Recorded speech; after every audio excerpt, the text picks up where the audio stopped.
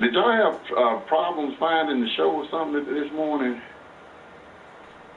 I'm thinking people probably had trouble finding the show or something this morning. Got a good show lined up for you today.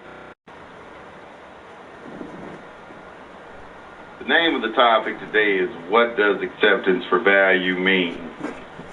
I decided to kind of go in on this document a little bit today, but let me see, make sure somebody give me a mic check in the chat room. Somebody give me a mic check, mic check.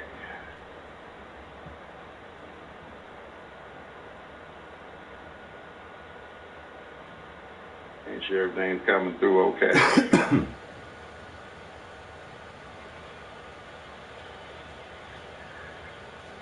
What does acceptance for value mean?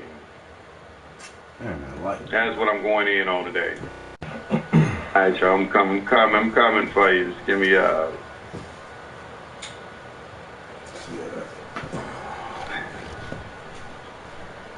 Now, I got a video coming out on this. Hopefully it'll be done by today. That's a little better. And I wanted to talk a little bit about it because, here's the deal. I get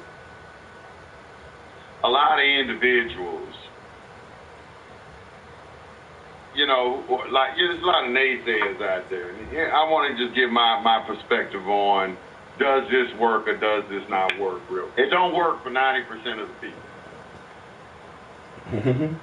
But let's talk about why it doesn't work for 90% of the people. Because the average person, I want y'all to listen to me very, very carefully what I'm about to say. The average person doesn't know what's required to discharge debt, as far as the level of knowledge you have to have and the fortitude that you have to go through pushbacks and things like that. What I have seen also is I don't see very many people who've actually studied the subject of what is acceptance for value, A for V. Because, I get questions like, well, how does it set off? Where does the credit come from? And things like that. And I'll say, well, it's like, Byron Beers put out a book, I think, that explained it better than anything I've ever read before in my life. And I read this probably about 10 years ago, 10, 12, 13 years ago. It was about around 2007. I read it. And I understood it when I read it the first time. I don't think a lot of people understand it, but the first thing you have to understand is you have to understand public and private. You have to understand what an extension of credit is. You got to understand contract law because he gets into that, a discussion about that a lot. And I'm going to read some paragraphs from this, and I'm going to explain what he's talking about in these paragraphs so you can get a good understanding of what's being talked about. I got a link in the chat if you're in the chat room. You can follow along.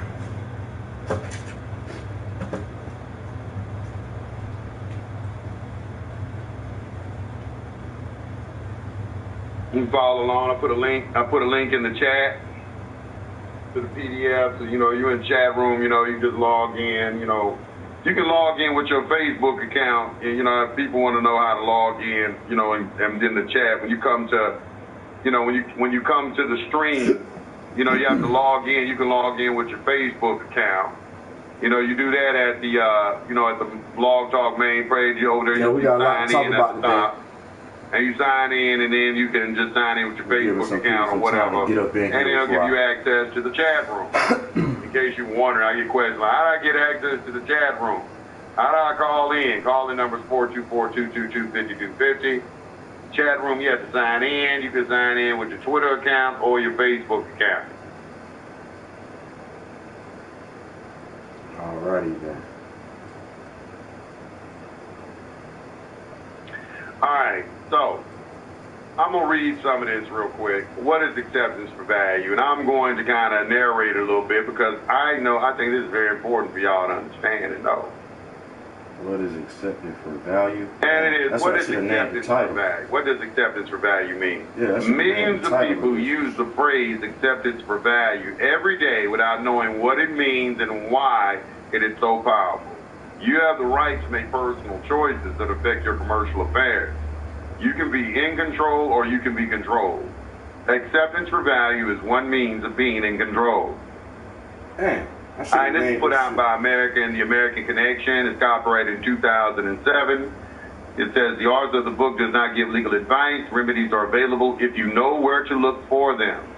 The purpose of this book is to reveal and compile the sources of some of these remedies that can be found in millions of pages of case law, statutes, codes, rules, and regulations. That's what made me first start reading case law when I read that sentence right there. That sentence right there is the reason I started studying case law.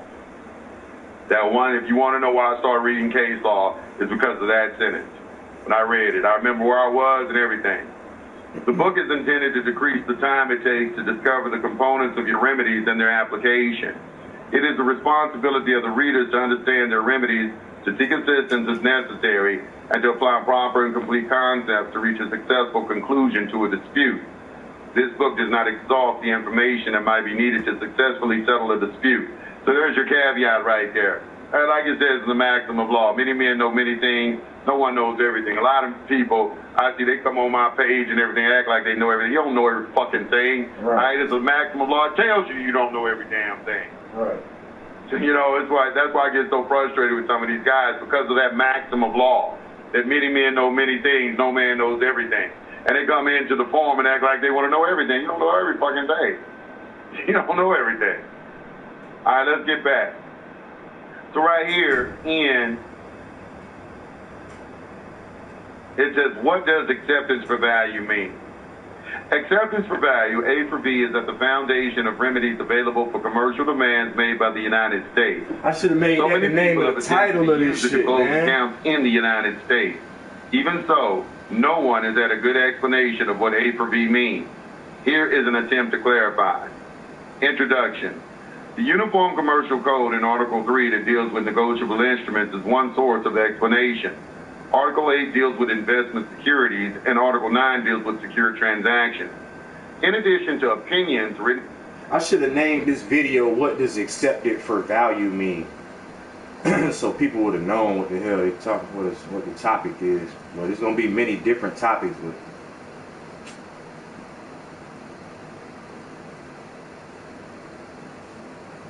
so Buddy about to talk about negotiable instruments and all that shit. Negotiable instruments, right? Basically, like a promissory note is a negotiable instrument, for example.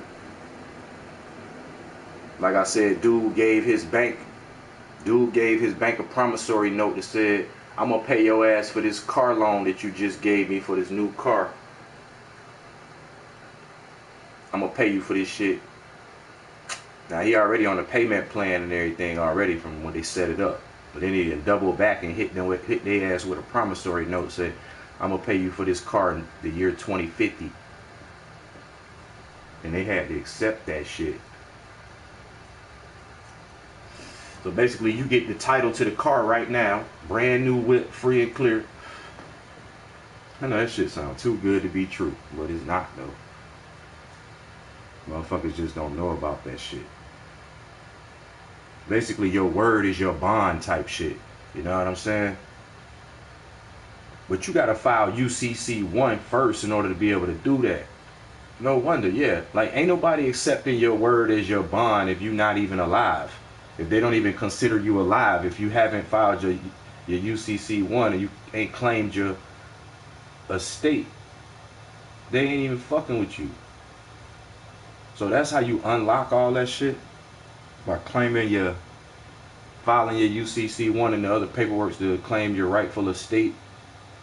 And then you can send these motherfuckers, you can mock up negotiable instruments like a promissory note to give to these motherfuckers to write your house off, to write your cars off, your boat, anything. This shit is crazy. This shit is crazy for real. But I told y'all to get some silver, didn't I? I told y'all I was gonna go get some silver. You know what I'm talking about? Yeah. $20 each. 1 ounce silver coin on your ass. Let me get one to say 1 ounce. Oh, here we go. 1 troy ounce of fine silver. Oh yeah.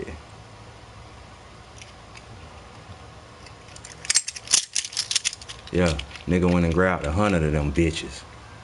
You feel me? Bring the hoes over there. Nigga went and grabbed 100 of them hoes.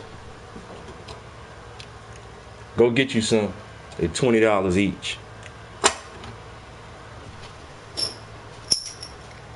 And grab some bars too. Some little five troy ounce bars. Yeah, these was I think I gave a 110 for these each. So yeah, we having bars on deck. And we having hey, I bought all the motherfucking generic rounds that she had. She ain't even had them more. Give me all of the shit. You know what I'm saying? Give me all of the generic rounds. Come on, I'm finna play some silver information for y'all to show y'all why y'all need to go get some of this. You know what I'm saying? But I have to lead by example though. Right? Lead by example.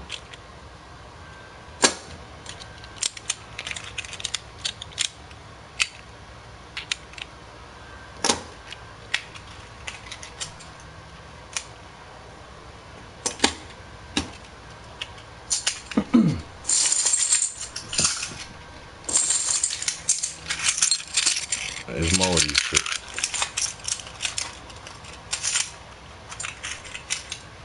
Got a couple of them in the little. You know what I'm saying?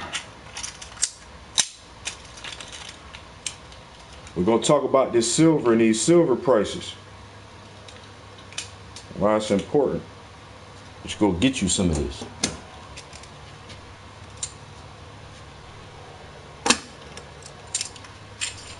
In the times we in right now.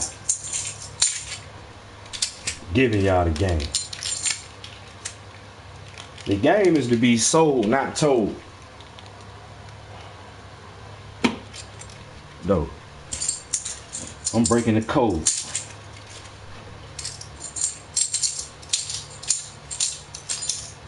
Yeah.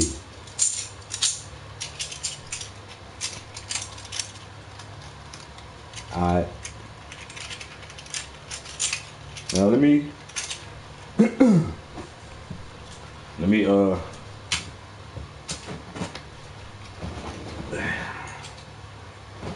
get this video for you on why you need to get some of this. But I really want to get on this accepted for value shit though at the same time. Because it's very important.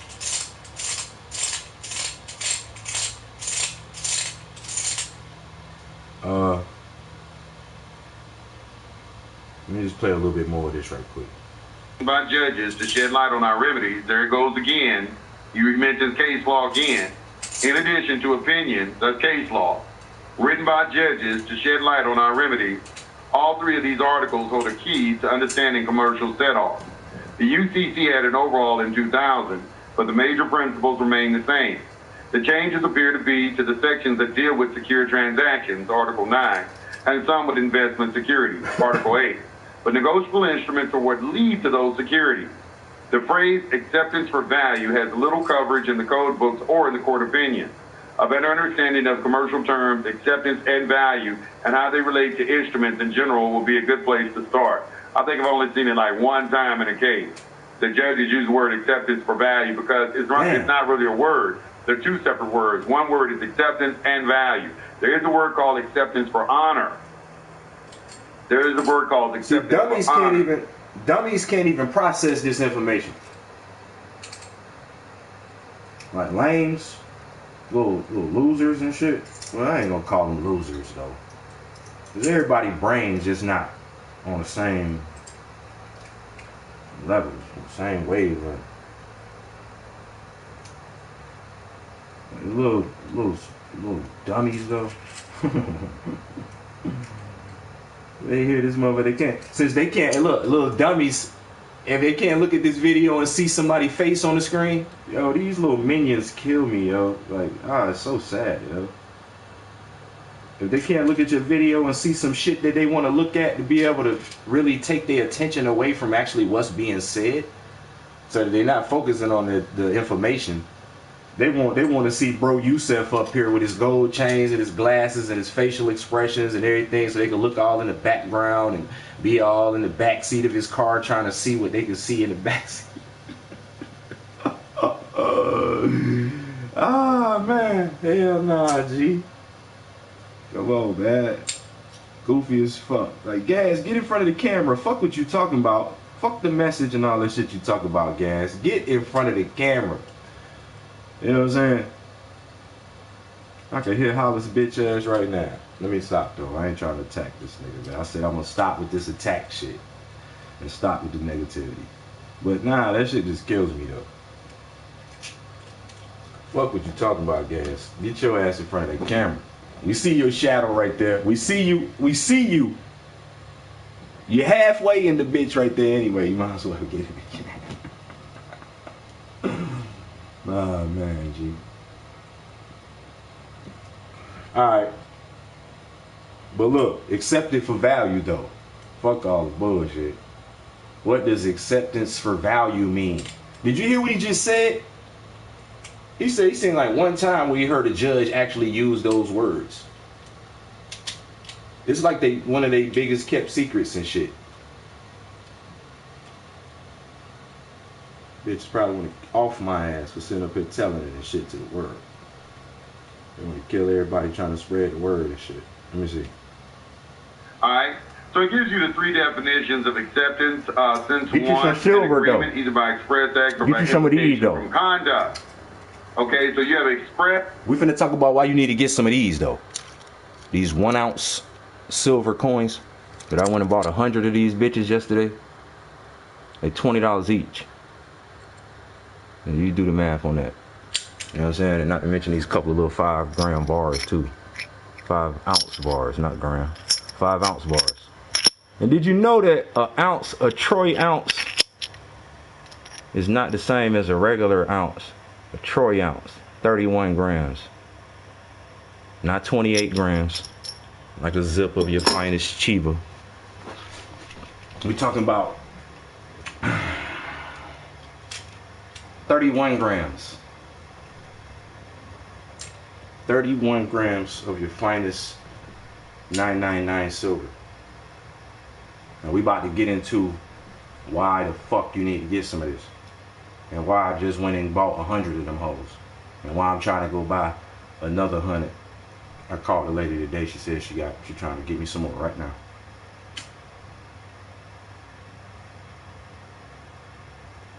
Because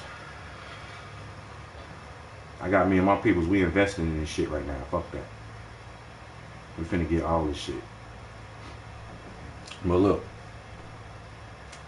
what I'm learning about this coin shit, this silver coin game and shit. Them generic rounds, they take this shit serious, man. You can get one of them silver coins cost you shit $300 or something for one of them shits. Depending on how rare that coin is. But fuck all that. That ain't why we in it. We ain't in it to be for the rarity of the coins and shit. We just getting it for the weight. We just getting it for the pure silver though. We don't care what's on this shit. I'm not into that. I mean, it's nice designs and shit on them and shit. They got different ones and all that, but fuck that. We just trying to get the value out of this shit. You dig?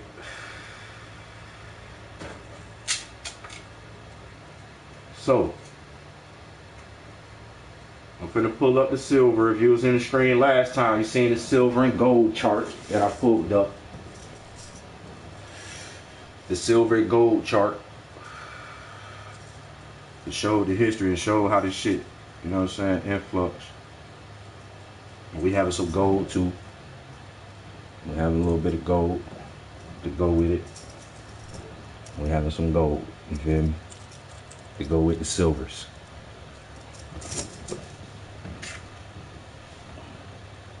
But fuck the gold right now. Get the silver though. You know I was talking about the gold. I'm gonna show y'all why gold ain't it though, and why silver is that move though. Hold on.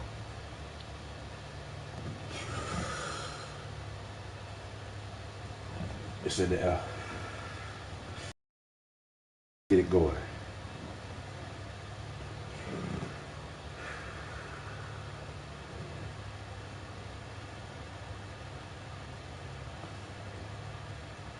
Alright. Diversify your funds if you got some of them. But let me play this right quick though before I switch gears and go over that. You can accept something expressly or by implication, what they call tacit appropriation. Silence is acquiescence. So number one, an agreement either by express act or by implication from conduct to the terms of an offer so that a binding contract is formed. If an acceptance modifies the terms or adds new ones, it generally operates as a counteroffer. Black's Law 7th edition. Okay, accept. To receive with approval or satisfaction, to receive with intent to return. Black's Law 4th edition. Acceptance. The taking and receiving of anything in good part, and as it were, a tacit agreement to a preceding act which might have been defeated or voided if such acceptance had not been made. Black's Law 4th edition. Ooh, listen to that jargon, boy. You losing them. A negative acceptance weighs risk. Don't lose them, bro. Don't lose them, bro. You said. Now you talking fast, you using all these big words and shit. You talking like a motherfucker. Shit. You can't halfway understand that shit, right? Slow down for the that are available by waiving defects in the instrument, which is the agreement that is being offered and accepted. Receiving an instrument is an acceptance and a taking. Retention is the basis for a binding contract. If there is a preceding act, like a pledge to the United States, altering the terms of the instrument and returning it, operates as a counteroffer. Now, he's going to talk about this presumption of some pledge to the United States. The United States operates off assumptions and presumptions. And the operational presumption is that you pledged your labor to the United States in payment of the debt. As it says in the 14th Amendment, the debt cannot be questioned. That's one of the governing clauses of your straw man of that 14th Amendment U.S. citizenship, that you cannot question the debt. And every time you go in there and challenge jurisdiction, that's exactly what you're doing. That's exactly what you're doing. Basically, a motherfucker can't do shit. So, seem like to me, basically, you ain't got shit going on but slavery, long as your ass is a damn citizen and responsible for the national debt and got that birth certificate and that social. Period. Period. I don't give a fuck what you crying about. What you talking about? I'm free, I'm sovereign, I'm any of that shit. None of that shit don't matter in their eyes. That's why they don't be recognizing none of that shit when motherfuckers going in there like talking that bullshit and don't know the whole ins and outs of the shit they talking about. Like they talking about a piece of some sovereign shit. They ain't filed their UCC one. Hold on. Hello? Yo.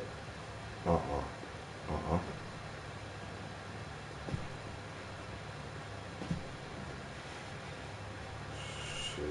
Yeah, nah.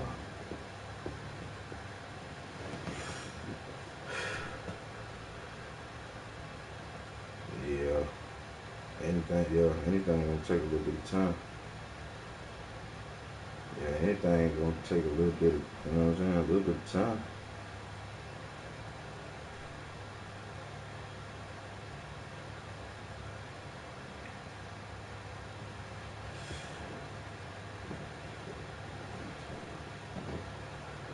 bunch of water.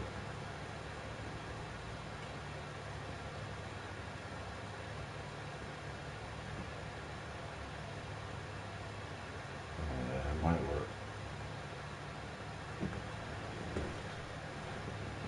I'll call you back, though. I'm gonna call you back when I get over there. All right.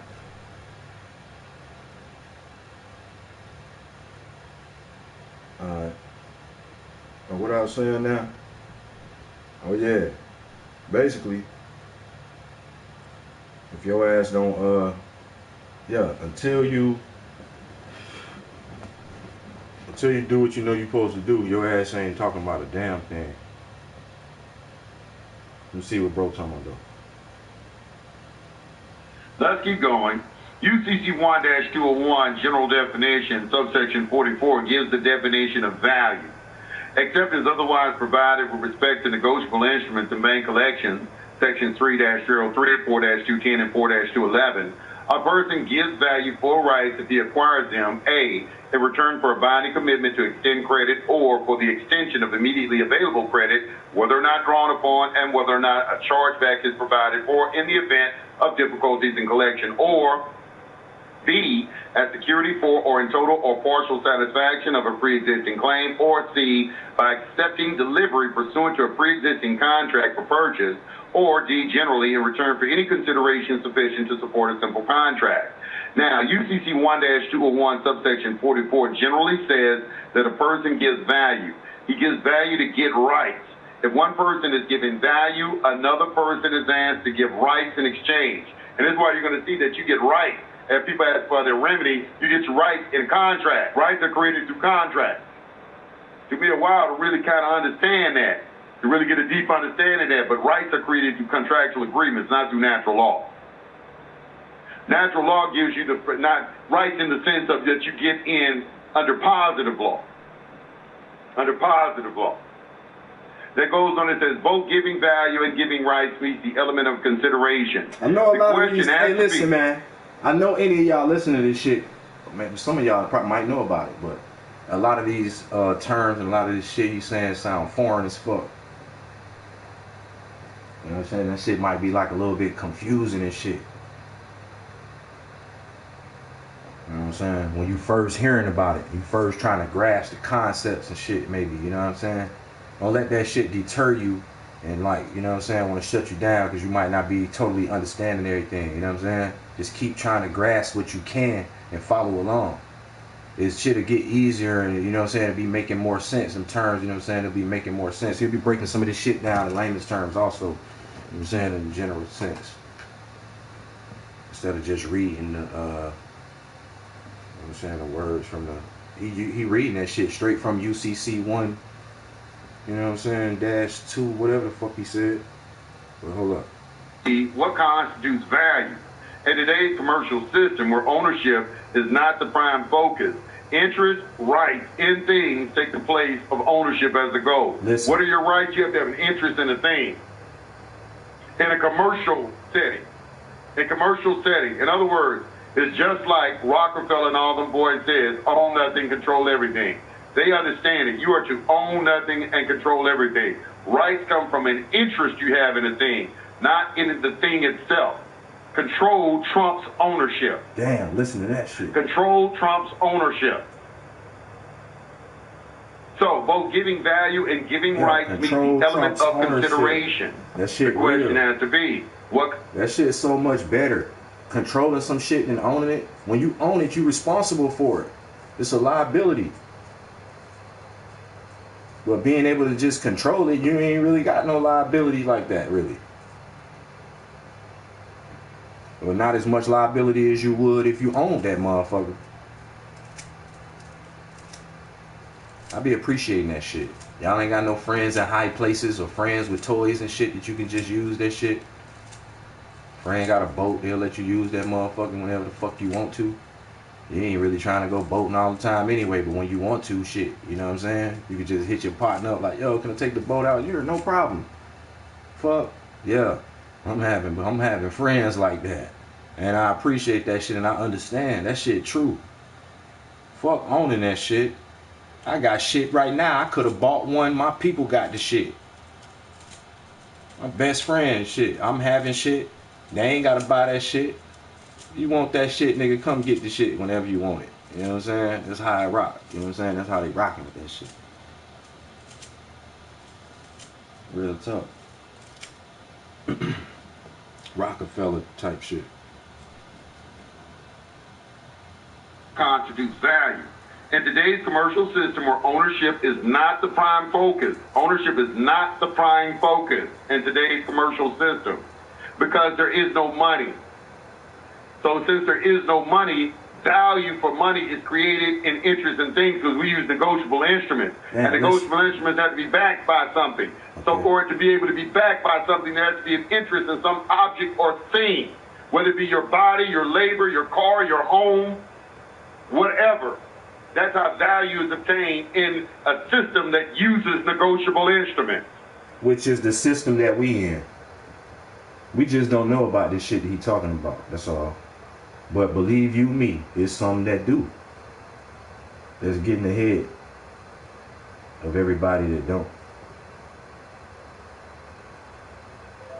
There's no intrinsic value in any of the money.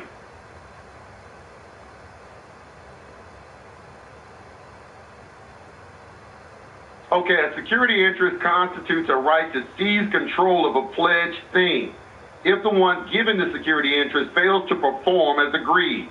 The one given a security interest retains possession of the thing that secures the right of another party to seize possession of the thing that backs the security interest that was given. That's why Gene Keaton was talking about they're drafting you for performance when you go into a courtroom. Because there's a presumption of a pre-existing contract in existence where you pledged your labor for the payback of the national debt. And that's an operational presumption, but they have to produce that contract. All right? And this explains why they have to produce the contract. And if they can't produce the contract, that's why any type of indictment or any other type of negotiable instrument that they are issuing to you is issued for value, acceptance for value. All right? So, it goes on. UCC 1-201, general definitions, rights. Subsection 36, rights. And we're talking about in a commercial setting, includes remedies. Includes remedies. You got everybody talking about remedies all the time. All right? Rights include remedies. Rights come from contractual agreements. You get rights to agreement. That's why it is utterly important for you to understand how to do a administrative process. You got to know how to do it. You shouldn't even be involved in this. That should be the first thing you learn how to do is how to do an administrative process. And we're going to learn how to do that, too, ASAP. A remedy is a commercial right for those who acquire that right to an instrument. In corporate United States, there must be a written record of everything. Nothing is supposed to be assumed or presumed, but that does not mean assumptions. Did you hear what he just said? Hold on. Run that back. What this nigga just said? Because according to the CDC shit and about these deaths that's going on about this coronavirus, they assuming on that shit. That's the first thing I think about. Hold up. He said what? Nothing is what? Presumptions are not used every day to acquire rights and then supposed to be corporate. A remedy is a commercial right for those who acquire that right to an instrument. In corporate United States, there must be a written record of everything. Nothing is supposed to be assumed or presumed, but that does not mean assumptions and presumptions are not used every day to acquire rights and enforce them. If the right that is being enforced is a security interest in a tangible or intangible thing, it usually comes from an instrument that is actually supported by the thing. This is usually, but not always, a pledge or promise to relinquish possession of a thing if there is a breach of an agreement. Okay, and one of the things that the pledge has presumed that you will relinquish is your freedom. Is your freedom. Because enforcement of a contract based on an implied promise is weak, an instrument demanding performance on it is an offer to initiate a new contract based on an old antecedent and may be implied or unenforceable contract. If an instrument is based on an intentional written promise to perform and an intentional pledge to relinquish property, it does not have to be issued for value. It is just issued. Pledge to and the original contract with the offerer's right to the pledged property is the consideration that supports the demand. A copy of the written promise and pledge can be attached to the instrument, or the instrument can just refer to the contract in its title, number, date, etc. The issuer of the instrument demanding performance supported by a written promise has defenses if the debtor files a complaint against the issuer for making the demand. The issuer can produce the antecedent contract that contains the intentional promise to perform and the intentional pledge to use tangible or intangible property to secure that performance. If the debtor is aware that he had previously signed a promise and pledge, hey, this nigga ain't talking about nothing but what I just said. It's like legal jargon and shit. Legal fucking banner for fucking, the same thing I was just talking about the nigga writing off his car. That's all he talking about right there, about providing a negotiable instrument for performance and all this shit. Basically, he talking about the same transaction dude as did.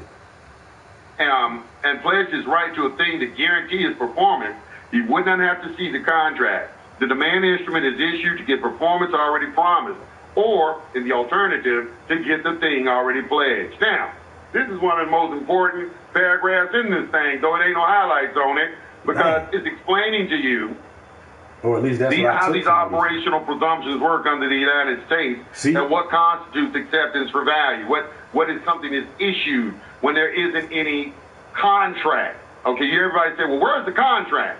Well, contracts come in two forms. They come in implied and express. Implied contracts are weaker than express contracts. Implied contracts are subject to the challenge. Right. All right? But express contracts aren't, because the person can produce the contract. If they can't produce the contract, this is what you see when you see in the UCC Howard Friedman say he's talking about it's an admiralty equity jurisdiction. And if there's a contract, I want you to place that contract into evidence and allow me an opportunity to challenge the validity and veracity of the contents of the document. This is what you see everybody talking about. They want to challenge it for. When you go into the courtroom, you say, Your Honor, I have a question. Is this civil or criminal? This is criminal. Okay, thank you. Let the record reflect that the charges being brought against the defendant are criminal. Now, sir, for the record, the Constitution of the United States only grants this court two criminal jurisdictions. One is under the common law, and the other constitutes a condition of contract under criminal aspects of a colorable admiralty jurisdiction. Now, sir, for the record, under which two of these jurisdictions is this court trying this criminal action?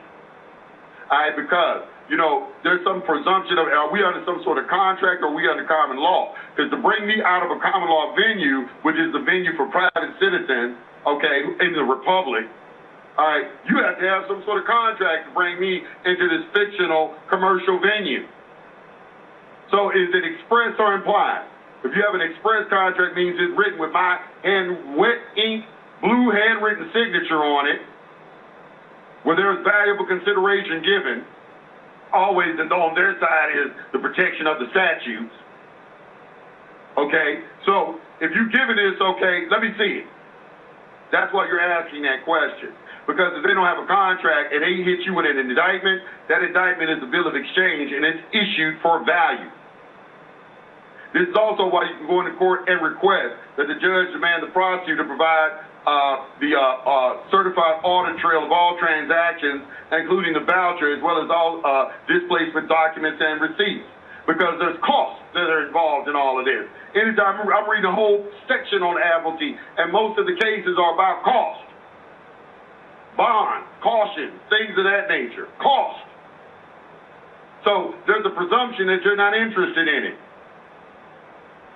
So to rebut that presumption, you have to state it. For the record, Your Honor, could you please direct the prosecutor to provide the assessment for the charges, along with a certified audit trail of all transactions, including voucher, as well as all disbursement documents and receipts.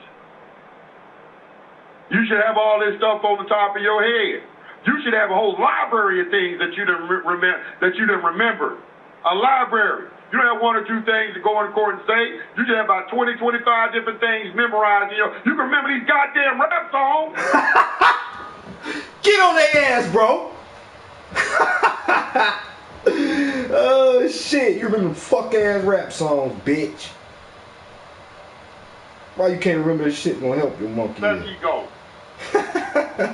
In some cases, there is no pledge to support an instrument. So it must be issued and transferred for value with implied consideration. There is no debtor. The issuer does not have a written instrument to back his demand instrument. If he decides to issue the demand instrument in spite of his lack of authority, he's risking liability on the instrument. If the transferee, the one who the issuer directs the demand to, that will be you. You're the transferee. Calls the issuer's bluff. This is what it's talking about in creditors and their bonds. All right, is they bluffing at you. It's a hot potato game. They're trying to get you to accept liability on the instrument. And you do that by making an appearance. Somebody always asks me, Yusuf, if public and private don't mix, how when we come into the courtroom, do they got jurisdiction? It's called making an appearance. You make a special appearance if you're private, I think. When you don't make an appearance, they can't see or hear you until you appear in the public. And you do that either generally or specially. What I just tell your ass? What I just tell your motherfucking ass? You make a special fucking appearance if you operate in the private. You ain't fucking with them. I know some of this shit. I need to file my UCC 1 ASAP. I'm gonna file my shit ASAP. See, that's what I mean about, the more you stick with this shit, the more you're gonna pick up on, the more you're gonna learn, you know what I'm saying? And all the puzzle pieces gonna come together and shit. Like they coming together for me now. A lot of this shit I wasn't really making the connections and understanding. This shit took me years to fucking finally grasp all this shit.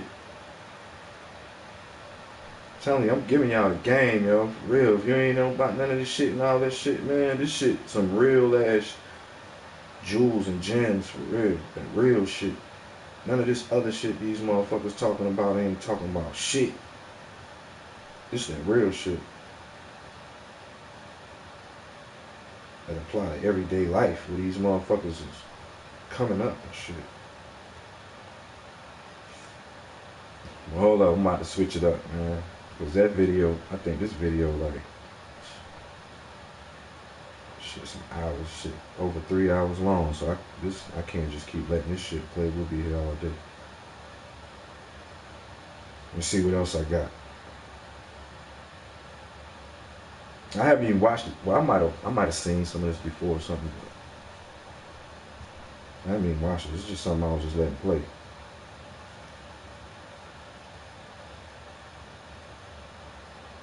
Hold up. We'll get on this silver though.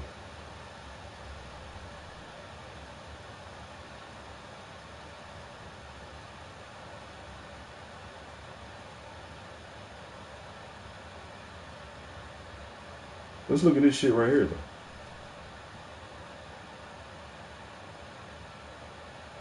Silver is more rare than gold.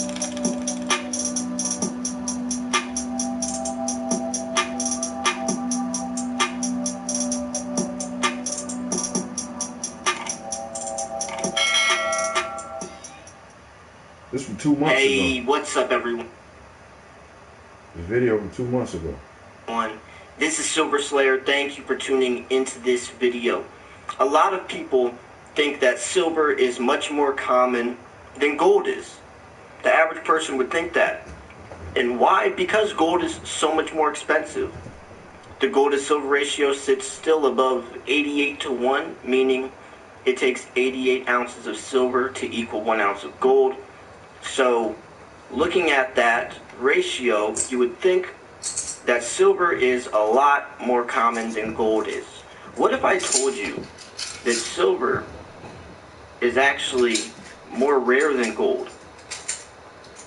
This has to do with several different things we're going to be talking about and discussing in this video. So, before we start, make sure to smash that like button. Make sure you subscribe if you are new, because I do post daily videos. So anyways, let's jump into it. The gold to silver ratio is a great indicator on where silver prices are headed. Silver is gold's little brother, right? So if we're looking at silver's ratio compared to gold, silver is extremely undervalued, or gold is extremely overvalued. But gold is a pretty natural price right now where it sits at. So silver is the undervalued metal. And this is all due to FDR when he was in office in the 30s. He changed the gold to silver ratio from 16 to 1 to 75 to 1 overnight. And this is an important thing to remember, because looking at the rate that silver comes out of the ground compared to gold, what did you say FDR did? Because 5 to 1 overnight. He changed the gold to silver ratio. This is all due to FDR. Silver, but gold is a pretty natural price right now where it sits at. So silver is the undervalued metal. And this is all due to FDR when he was in office in the 30s. He changed the gold to silver ratio from 16 to 1 to 75 to 1 overnight. Damn. And this is an important thing to remember, because looking at the rate that silver comes out of the ground compared to gold is roughly 8 to 1. Every 8 ounces of silver, we find 1 ounce of gold, which is actually lower than that. Now, why do you say that? Well, because miners are focusing on gold right now. Gold, lead, and zinc. Miners aren't digging out silver right now. So if it comes out of the ground roughly 8 to 1, and right now, for the last 7 years, they've been focusing on gold, then the ratio is actually less than 8 to 1. And if silver is extremely hard to find, but used for so many things, including electronics, dental alloys, space equipment, solar panels, we're going into the electric vehicle era, where in 30, 40 years, every car is going to be electric, and silver is the most highly conductive metal for thermal conductivity and electricity. So silver is going to be widely used in the EV era. It's used for the science part. It's used to purify water. It's used in medical wall paint. There's colloidal silver in the medical side of it. There's silver nanoparticles used for all this stuff. So it's not like the demand is going to run short. The supply is what the key focus on this video is, because the demand is always going to be there, and it's actually growing in demand. But what if I told you the supply will not be able to meet the demand in a very short time?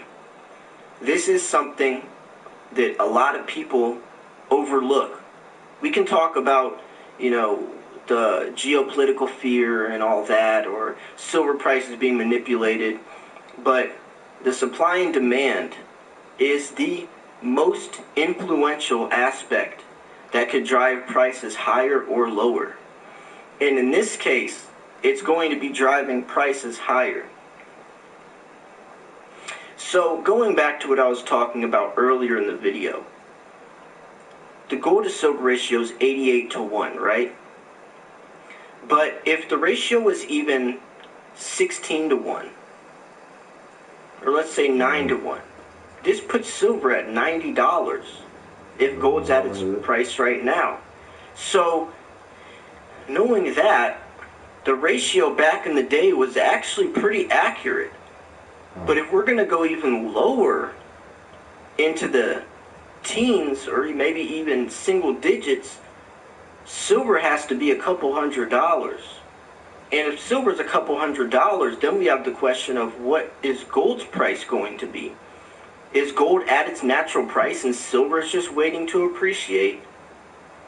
If silver does catch up to gold, what's going to happen then? What if the ratio does go back down to this 16 to 1 average? What would the markets look like? See, silver is interesting because people aren't profiting off of it. Miners aren't profiting off of it. Some of the top silver producers include Mexico, Peru, Chile, Australia, China. But the thing is these people, or these miners, have been abandoning silver mines. Abandoning them because they're not making money. Silver is found from bypassing product finding it by accident. If they find some while they're digging up gold, lead, or zinc, sure, they'll take it, but they're not going to look for silver. One, it's extremely hard to find, and two, they would rather put all that manpower and time and energy into something that's going to make them money. See, they're chasing the dollar. And this is going to catch up to them. I just made a video earlier today talking about this, if you want to go check it out. This video is talking about the leasing of contracts and what it's doing to the markets and where it's going to be headed. And about 7 to 8 months ago, when I realized that we've been cutting back silver production from the hundreds of millions of ounces, I talked about how this is going to bite us in the butt. I talked about how severe this is.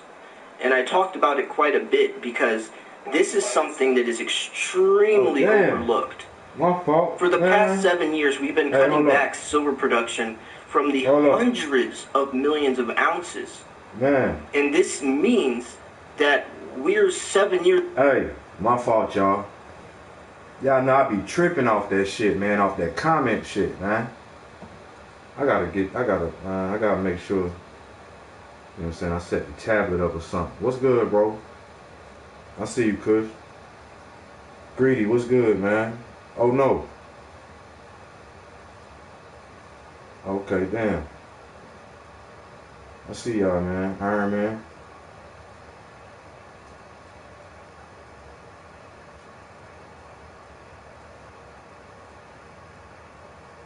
I had a feeling somebody probably in the comment section. Yeah, let me play this shit, bro. Check this shit out. I got the comments now, bro.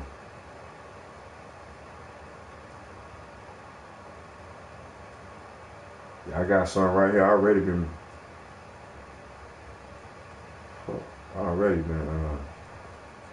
blazing this bitch up. Yes, what's up with these comments, man, on this shit? Yeah.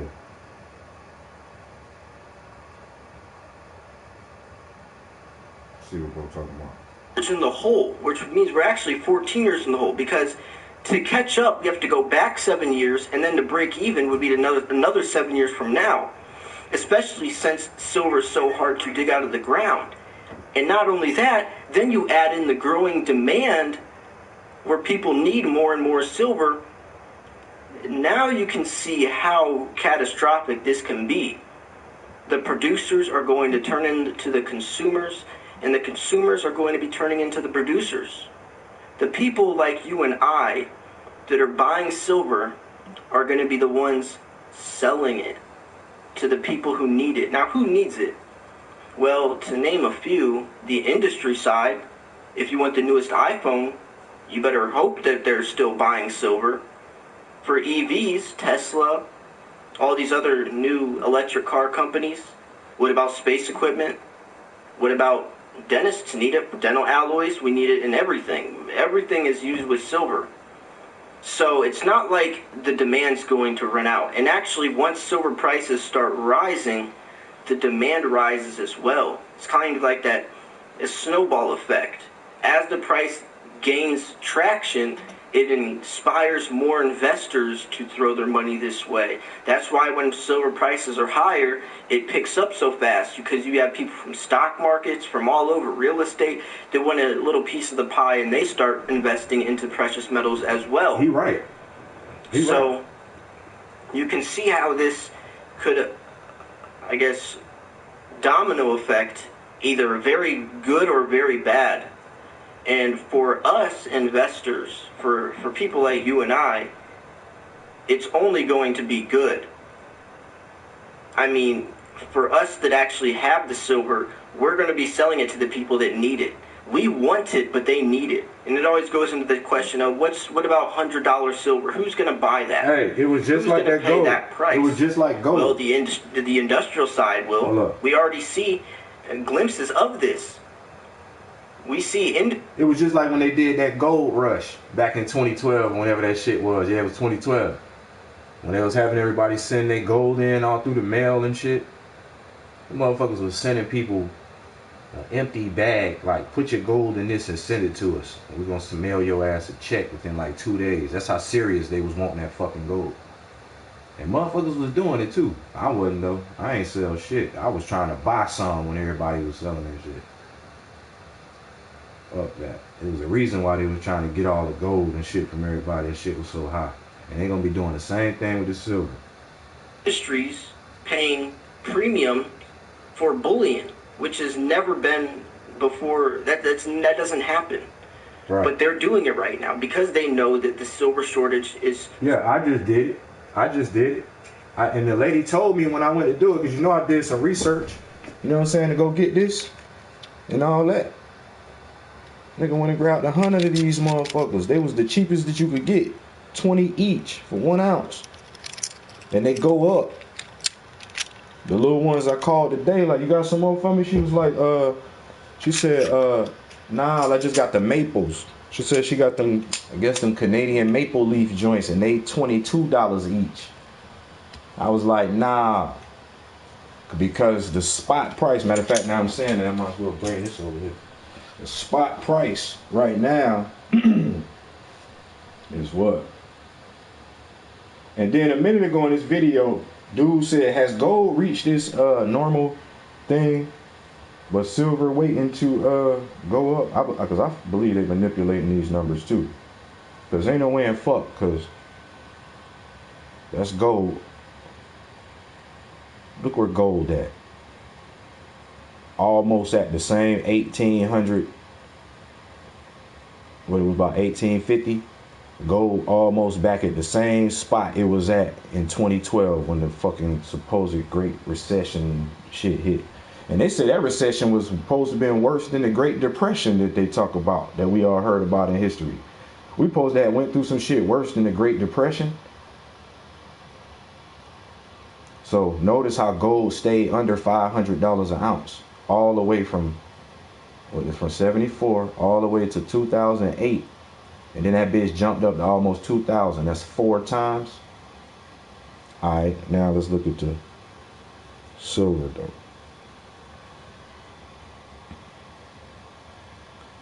Now look at the silver. It will stay under $5 an ounce from 76. It jumped up in 80. Again, I believe that was some Watergate scandal shit with Nixon. That shit made that shit go up. But look, that shit was over with. Shit went back down, stayed under $5 an ounce. I mean, it stayed under $10 an ounce, like at $5. Oh, look, dot, right? It's $5 on that dot. Yeah. All right. Look, 2008, 2012. Where that bitch spiked up to $50 in 2012. From 5 all the time to 50. That's 10 times its value. But now look at where the value of it is right now though. $15. Oh wait, let me put it up on here. Right? Now I paid $20 per coin.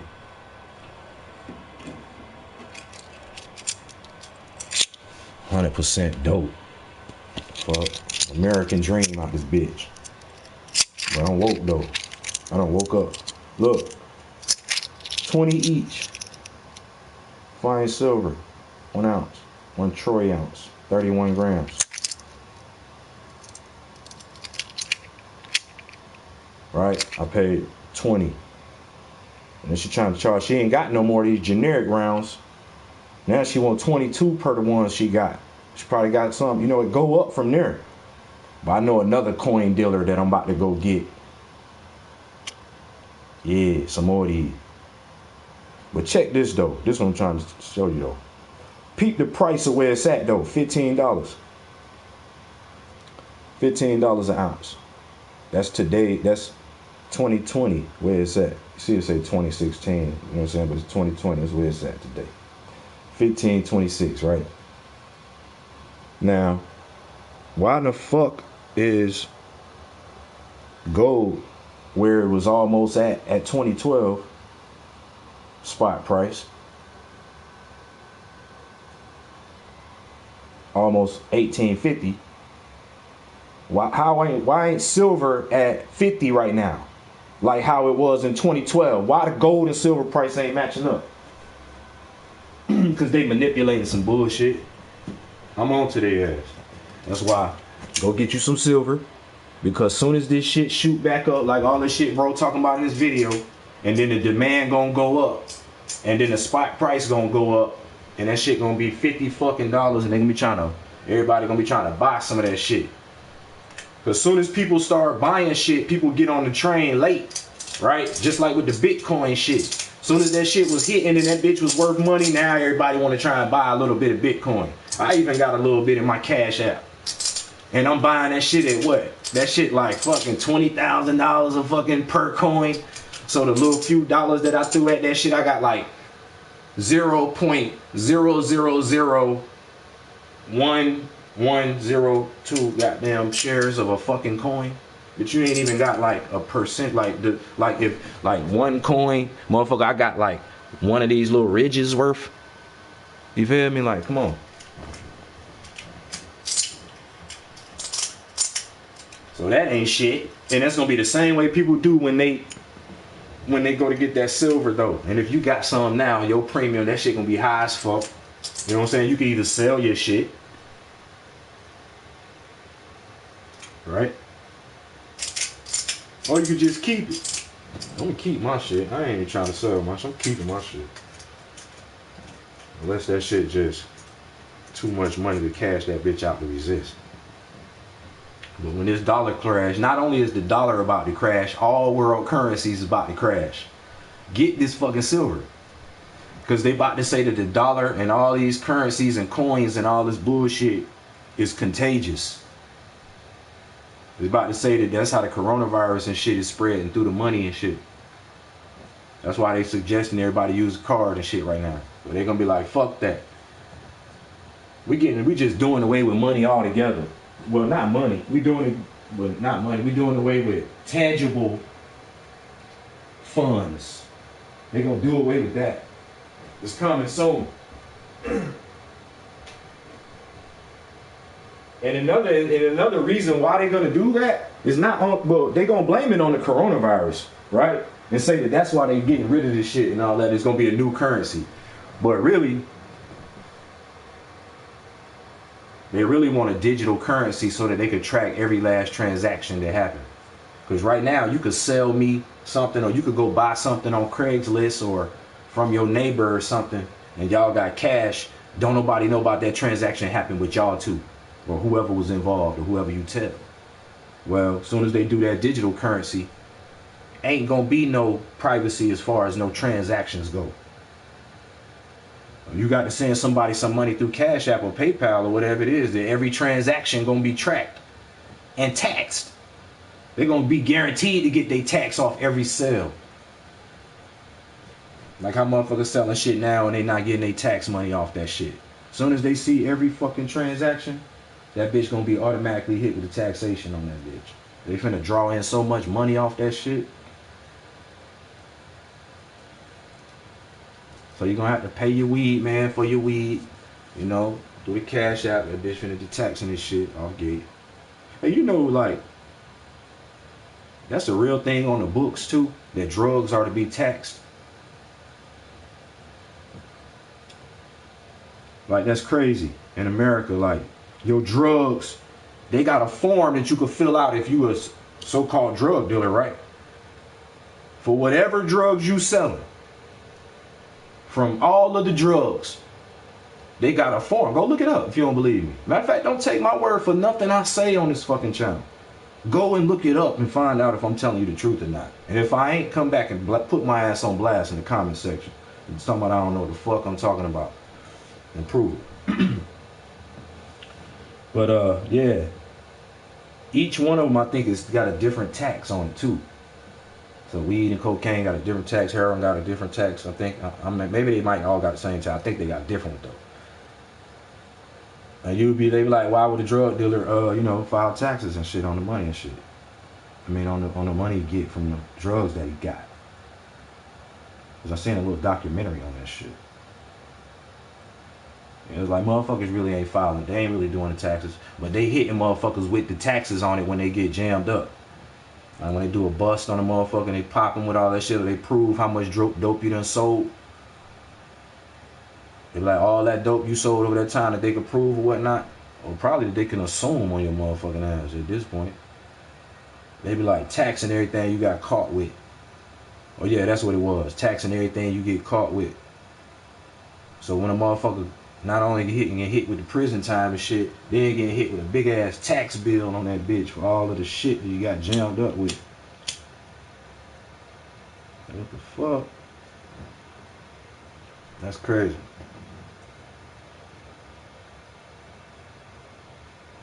Oh, what's up in the comment section? David, what's happening? Weed is the new dollar? I don't know about that. But, you know what I'm saying? Cheers. But yeah, they finna be taxing everything. Let me let this video finish. It's only a couple minutes.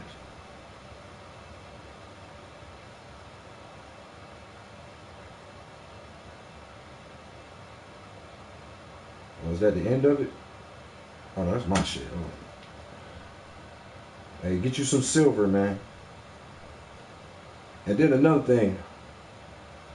I'm like, since I've been fucking with the silver and shit and looking into it and shit, and I see these motherfuckers talking about once you get you some silver, once you start stacking silver, you can't go back and shit. And once you catch that bug, you know what I'm saying?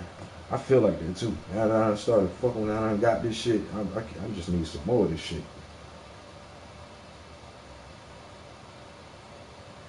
This cash ain't worth shit. That cash ain't worth shit. Them dollars ain't worth shit. None of that. None of that. Burn that shit. This shit finna be useless. Get you something that's really worth something. Cause you can cash this out, man. Look, say you pay 20 a coin right now, right? That's low. That's low though right now. You see in the diagram, I feel like you can't lose. Like the most you're gonna do is like break even, or you might lose a couple dollars or something. What? You think that shit finna go down lower than that? Look at the chart. You think it ain't going all the way back down to $5? I don't give a damn. Life as we knew it before all this shit happened, it's over with. That shit not going back down to no $5. So say it go down to 10. So what you took that's worst case scenario. You know what I'm saying? You take a $5 loss per coin. Oh well, nah, I guess you're gonna take a.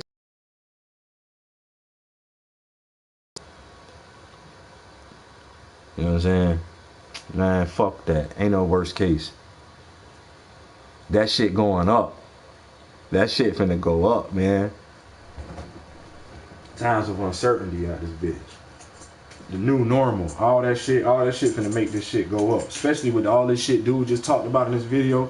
How they ain't been mining no silver. How they ain't been doing all this shit. All signs point to get you some fucking silver. Because who knows what they gonna say your dollar is worth once they come with that new currency. It's definitely the exchange rate ain't finna be no 1 for 1. You're not finna get $1 of the new currency for $1, $1 US. That's not about to happen. That's not about to happen. You might get two US for one new world currency dollar. Well, that bitch ain't even gonna be called no dollar. You know what I'm saying? I'm get stuck with that. You get stuck with that cash. You get fucked up. Invest a little bit of your shit in some silver just to see what it do with some gold. I wouldn't even invest in gold right now. Just off the simple fact of that diagram. I mean, unless gold about to shoot way the fuck past what it was in 2012, but shit. You know? So alright.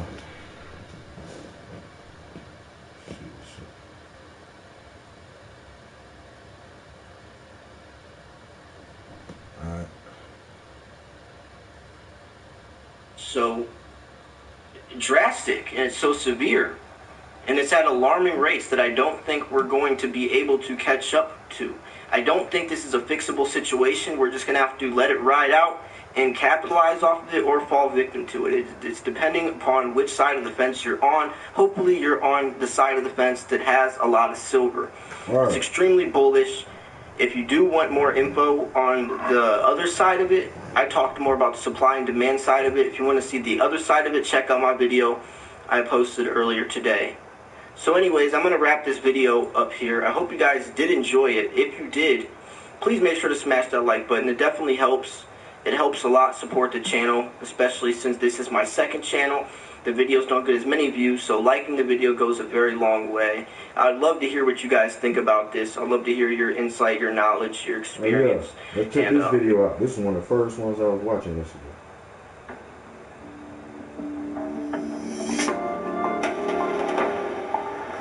So, I believe the silver price is going to rise 100 to 200% Damn. in less than 12 months. Probably in the last year of the bull market. The silver price is going to rise 20 to 30% February 2020 on some days in the bull market. The gold-silver ratio is going to go to 20, probably lower. So some of you are going to say, that sounds pretty outlandish, Jeff. I need to see if this shit was on. To which I would say, it's already happened. Silver has already done that before, and I think it's going to do it again. Well, if there is any kind of financial shock in the system, there's going to be a silver price shock, because investors are going to turn to gold and silver in the middle of this financial shock. Here's just some of the catalysts that could drive us into a financial crisis that would in turn drive gold and especially silver much higher. Look how many derivatives there are at just the 9 largest banks in the world, over $250 billion. What happens if that blows up? There's not enough money in the world by any government to bail them out. Global debt's $250 billion. There's a whole army of analysts out there that say U.S. corporate debt is the big bugaboo. That's going to be the downfall of the markets. There's a whole army of analysts out there saying, no, it's private debt that's going to be the big problem.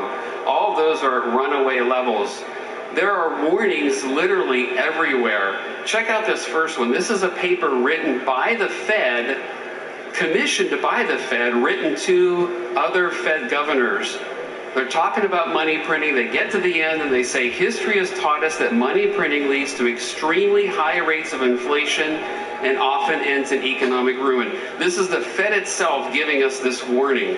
Nobel laureate Robert Shiller, I see bubbles everywhere. The bond bubble is going to end badly. The bond bubble is twice as big as the stock market. Ray Dalio, the world's largest hedge fund, a monetary policy endgame is coming. The president of the Dallas Fed, right now, he said just last year, don't rely on the U.S. dollar staying the world's reserve currency. He actually said that publicly. And I included this quote from Fidelity because this is the world's largest mutual fund holding. She actually said, we appear to be close to a bubble, but we don't know how or when this is going to end. I love these quotes, and I'm sorry for all the text, but these are what central bankers are saying after they left office, when they're supposedly more free to speak their mind, right? Damn. Janet Yellen said soaring U.S. debt is the type of thing that should keep people awake at night. She actually said that publicly. Central bankers and Janet Yellen both have said monetary policy will not be enough to fight the next recession. So in other words, lowering interest rates and printing money won't be enough to offset a recession. So what happens then? Alan Greenspan, inflation will be inevitably rise. It poses the largest threat to our economy. Mervyn King, sort of like their Fed chief over there. The world is heading for a political and economic crisis which could unleash financial Armageddon. These are central bankers actually saying this after they left office. The bottom line. Come on, man. That should speak volumes, though. Them fucking central banker comments and shit, when they could speak freely after they done left office and shit. These motherfuckers talking about how this shit finna be fucked up. That shit says a lot. Ladies and gentlemen, there are numerous risks out there. The green ones are ones that have already occurred. The red ones have not occurred yet. They're all potential and they're all to the right because their impact would be that much greater. if they take place. How do we know investors turn to gold and silver? It's predictable. It's human nature. When a crisis happens, history shows investors and citizens turn to gold and silver. And when gold rises, silver rises more. These are all the major bull markets in history, in modern history. And silver has risen more than gold every single time. So what I'm going to do here is show you the amount of global wealth that's in the world. And I'm going to put a little coin there at the bottom that shows the amount of all of the above ground silver that's available in coin or bar form. We think it's about 3.4 to 3.5 billion ounces times $18 is around 63 billion, I think, if my math is correct. But the total wealth in the world is $230 trillion, according to Credit Suisse. So the total wealth in the world is 3,650 times bigger than all of the above ground silver in investment form, in coin and bar form. So you can see, well, I'm sorry, there's not a coin there because the global wealth is too big, so let me add another one. And I'm sorry, it's still not showing up. Let me try another one here. No, the coin is, ladies and gentlemen, I'm sorry, it's just not showing up. And I'm really sorry, it's still not there. There's just too much global wealth. Let me just throw a bunch in there. And there it is. I see it. Do you see it? Do you see it, everyone? Let me see. Hold on. There it is. I see it. It's there. It's that bottom left. That's the amount of every single ounce of gold and silver, or excuse me, of silver, coin and bar silver, that we know is above ground in investment form compared to the amount of global wealth there is in the world. And actually it's worse than that because they're still printing money. And actually it's worse than that because I'm not going to sell you my silver. You'll have to get it somewhere else. I mean, in a mania, people buy, they don't sell. It's going to be hard to get a hold of. It's going to drive the price much, much higher. And here's just one example of many. Some of you may know Warren Buffett bought silver back in the mid-90s, and here's what happened to the price when he did that. It rose 84%. And this was during a bear market in the middle of the nuclear 90s when miners couldn't make any money because the silver price wasn't moving at all. So what would happen if another fund came along and wanted to buy silver like that in a bull market? What would happen if two funds wanted to buy silver? What would happen if 100 would buy silver? Gee, I wonder. So that is my first strategy. You want to have exposure to silver itself. You want to buy physical silver. Now, some of you are going to say, well, Jeff, that's kind of boring. You know, stocks are more exciting. No, silver's not boring. It's beautiful. It's beautiful. Is there anyone here, real quick, raise your hand if you've never held a silver coin, a silver bullion coin in your hand. You've only bought stocks or something like that. Come up here. All right. This is a silver bowl by Mike Maloney. He designed this himself. It's got his personal motto on the back. Okay, so turn around so everybody can watch your face. You ready? Here we go. Look at this goofy ass. Oh, like a fucking kid in a candy store. Yeah, it's yours. You can have it. Gave my boy an ounce. Some of you may say it's not practical. I don't know about one coin. More practical. You have wealth in your hand. I don't know about one. Selling a bunch of gold, you can sell just small amounts of silver as you go along if you need just a few $100 at a time. What about? I don't know about one coin. But when you hold a whole bunch of these motherfuckers, oh yeah, yeah. You're gonna want to hold some more of these. I'm trying to get like Scrooge McDuck in this motherfucker, like swimming through the coins, all the silver though. You know what I'm talking about though? Get you some though. Risk. Stocks may be more exciting, but the risk is dramatically lower with physical silver. If you buy physical silver, You don't have to worry about management, politics, permitting, metallurgy, taxes, depletion, costs, labor disputes, share dilution, debt. You don't have to worry about any of that. So buy physical silver. Profit, you're going to make more than you think. You're going to make more on the premium, and you're also going to make more because the price rises. And I can prove it.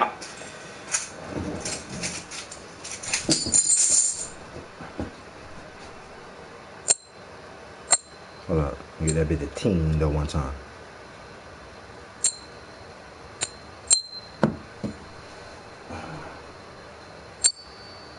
Hey. Nothing like it. I sold a tube of silver maple leafs over here. This shit just fun playing with these motherfuckers. No cap. No cap though. Shit just fun, just, you know?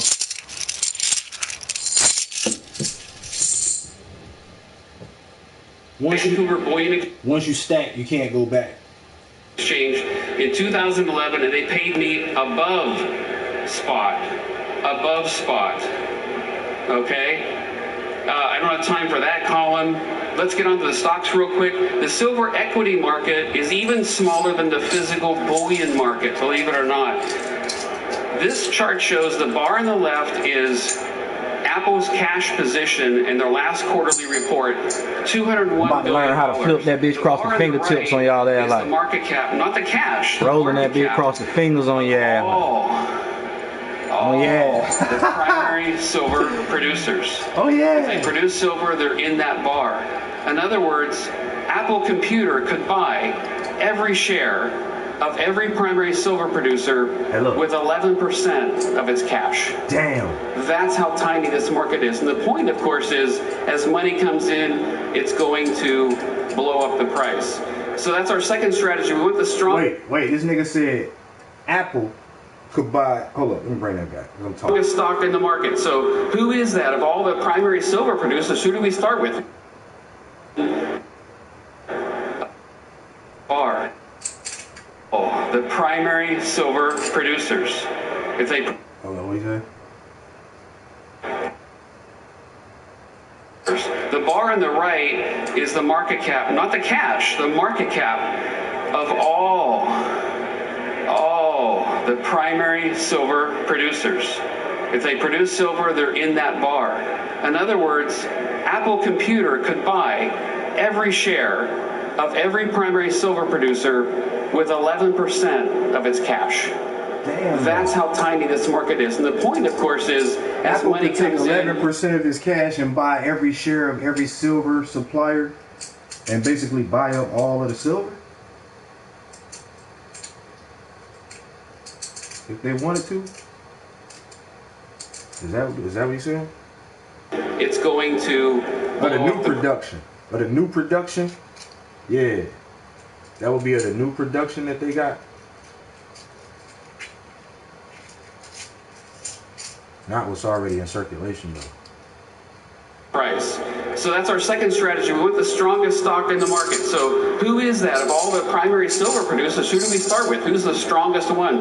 Well, we're going to triangulate. That's what we're going to do. To zero in a target, we're going to look for, use different methods to look for the right stock. We want the right metal, the right stock, the highest leverage, and the strongest performer. So first of all, do we want gold or silver? We want silver because silver has outperformed gold in every single modern bull market. So here's our triangulation method. We know we want silver. Do we want a stock, an explorer, a producer, a royalty company? We want a producer because they move first, as this chart shows. Okay? I'm going to go a little quicker. So there, we've got our producer now identified for our first target. Next, we want the company with the highest leverage to silver. Institutional investors, this is one of my key points, are going to come into this sector. Silver's rising. They're going to want exposure to the equities of silver. They're going to say, where can we get the most leverage to silver? They're going to pull up a chart like this, and they're going to look at that and say, gee, Pan American's a great company, but we can get twice as much leverage with this other company that's on the far left there, and they're going to buy it. So there we go. We're getting closer to triangulating what our company is to start with. We want a stock with the strongest performance, right? This stock, look what this stock has done to silver. In 2008 to 2011, it rose 5 times more than silver. 2016, it rose 10 times more than silver. 2019, just last year, 5.5 times more than silver did. This stock clearly has leverage to the silver price. So we've triangulated, we've got our method figured out, right? Thank you. So, Come again. who is Thanks, it? Anybody know? Who is our first target?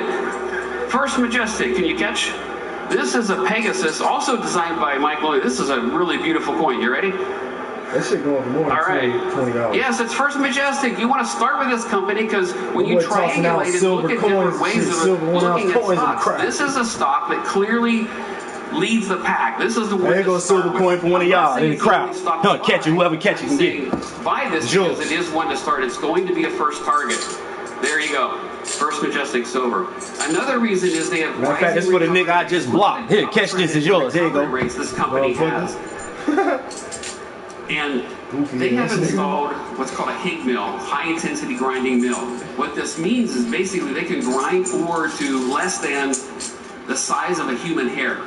So when you can grind ore that low, they just installed it last year. Very few companies in the world have this. You're going to get higher recovery rates, which means you're going to produce more silver. Look at the blue inset. Every 1% increase in recovery rates is an additional 150,000 ounces of silver. The recovery rates, in my opinion, this isn't the company saying this, but in my opinion, their recovery rates are going to be over 90% this year.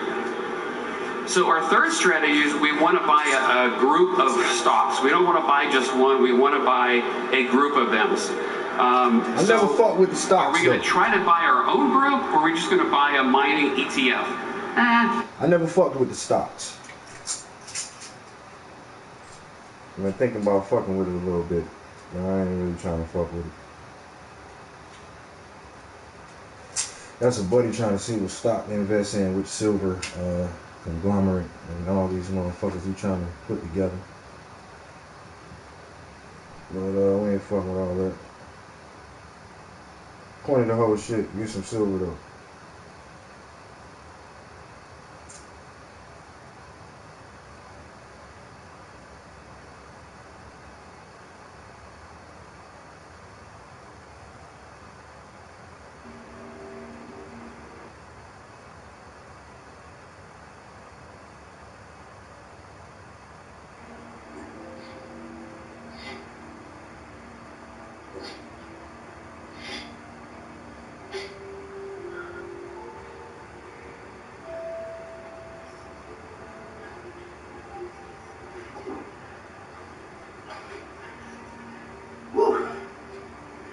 I advise kids and adults, do not try this at home.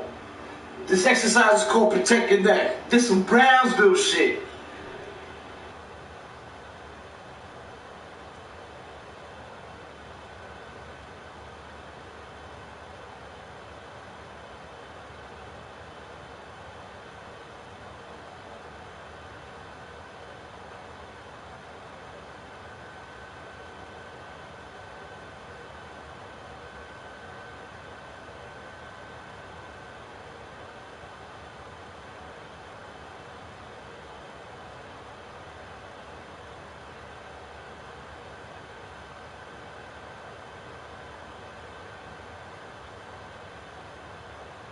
We are here to discuss when will the quarantine end.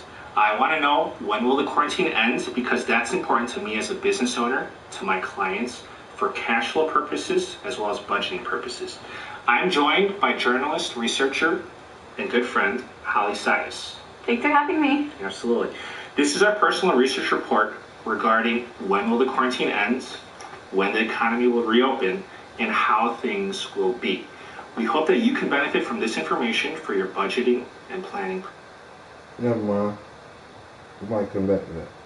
Holder making under $130,000, a $2,000 stimulus check. Let's discuss the monthly $2,000 stimulus check, which is just a proposal in the upcoming stimulus package. A lot of people have been leaving comments asking me to cover this topic area and to see how probable that this would be in the upcoming stimulus package. If you haven't read, this is a proposal to give everyone 16 years of age or older making under $130,000 a $2,000 stimulus check for the next 6 to 12 months. If you didn't know, the first... Sounds like universal income to me. Without saying universal income. What the fuck? First stimulus check cost $300 billion. Just to give you some context, the stimulus package cost $2.2 trillion, and the U.S. debt is $24 trillion. Going back, those variables and those figures are important. Going back, the $1,200 stimulus check costs $300 billion. If you're going to up the quantity, the dollar value of the payout from $1,200 to $2,000, the price tag jumps from $300 billion to $500 billion. That's due to a greater payout.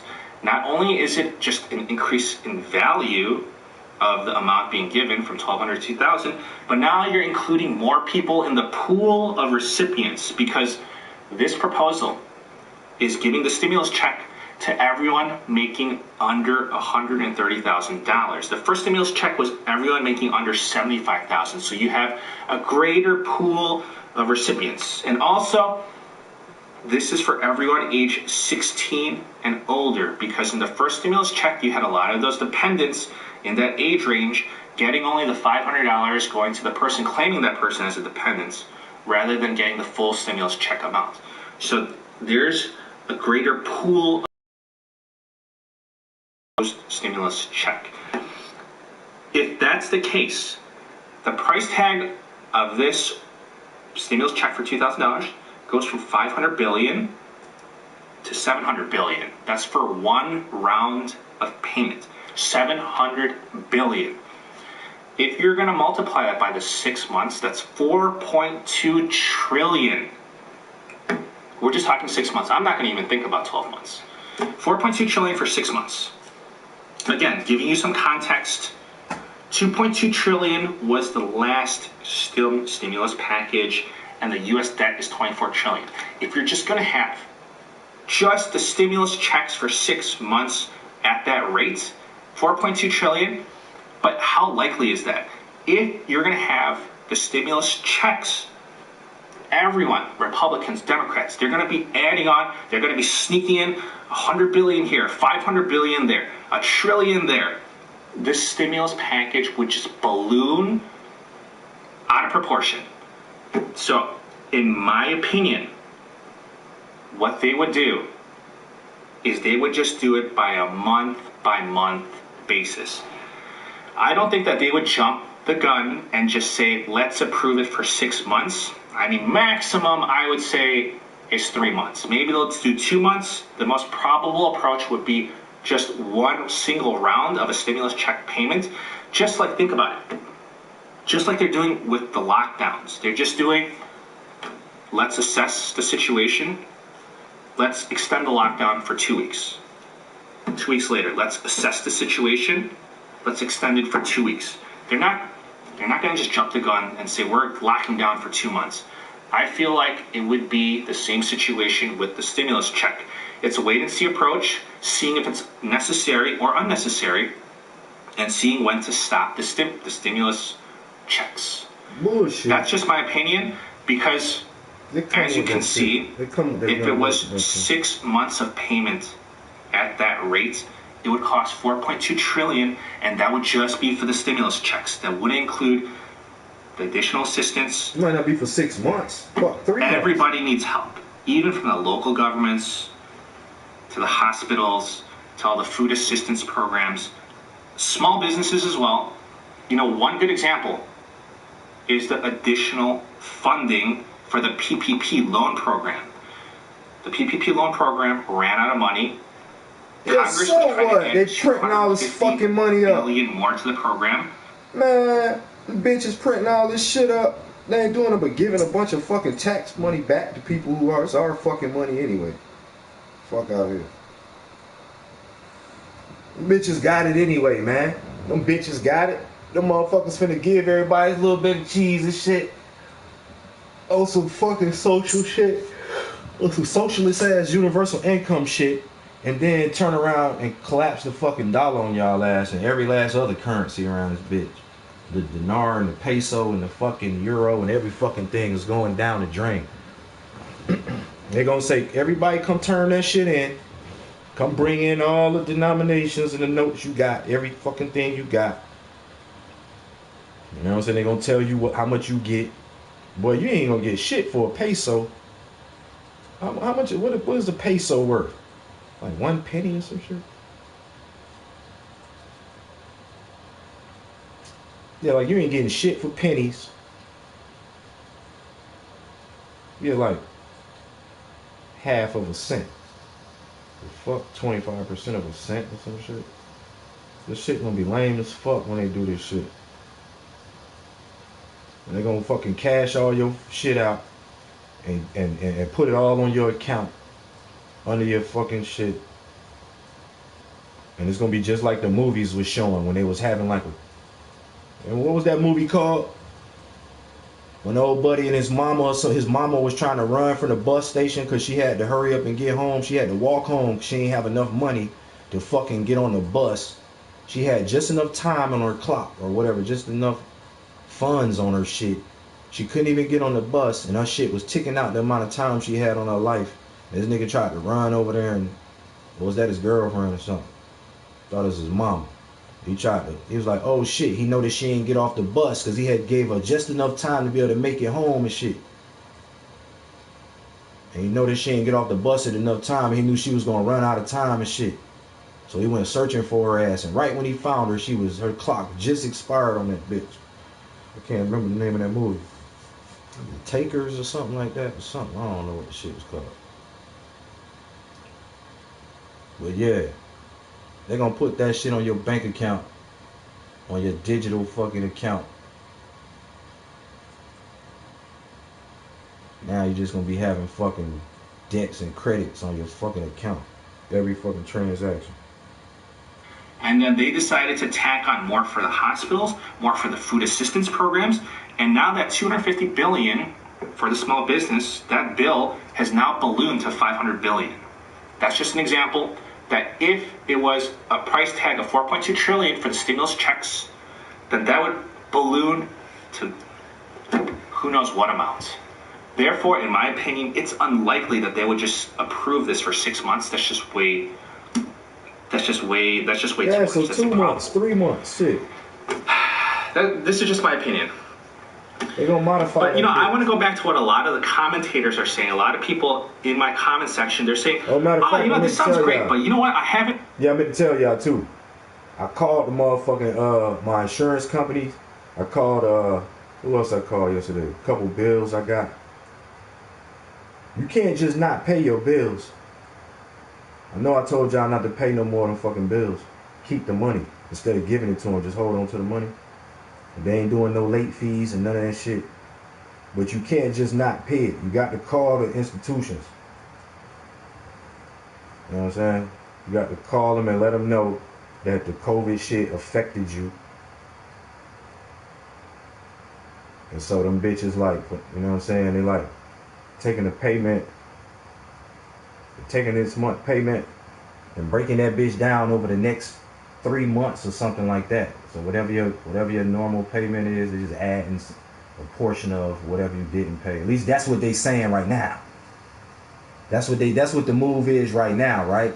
As of lockdown, as of quarantine, and what they saying now because you couldn't pay your bills, right? Or maybe you can pay your bills, but you just decide not to because you've been affected by this COVID shit. Fuck them. So I said, so what if I don't have the money to pay next month's bill? With the additional added on. What the fuck? And she was like, I was like, they don't have no, what she said, we ain't heard no word about that yet. So, okay. I already know what the move is, though.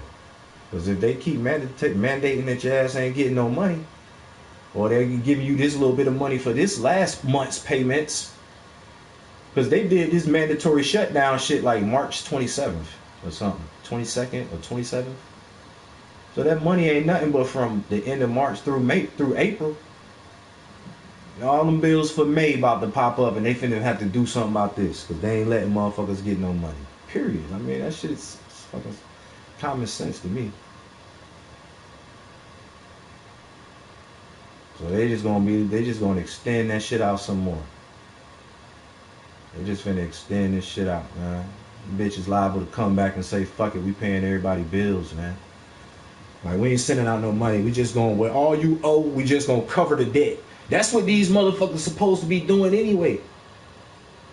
According to the research I've been doing over these years and all this shit, you supposed to be an employee of the government with your social security number, and you supposed to be paying a national debt by paying taxes on everything you fucking buy and the money you make.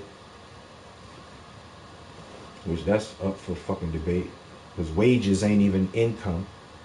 Wages not even supposed to be taxed. If you go look that up, this shit is like fucking, man, this shit is all fucking one big fucked up ass rabbit hole.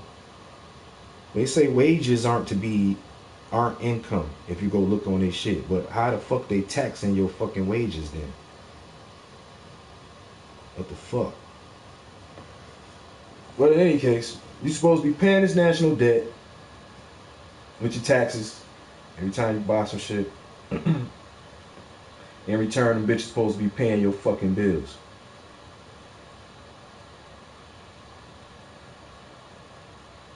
So they might just come out and do that. Who knows what these motherfuckers allowed to do. They know how to get in touch with all the major corporations.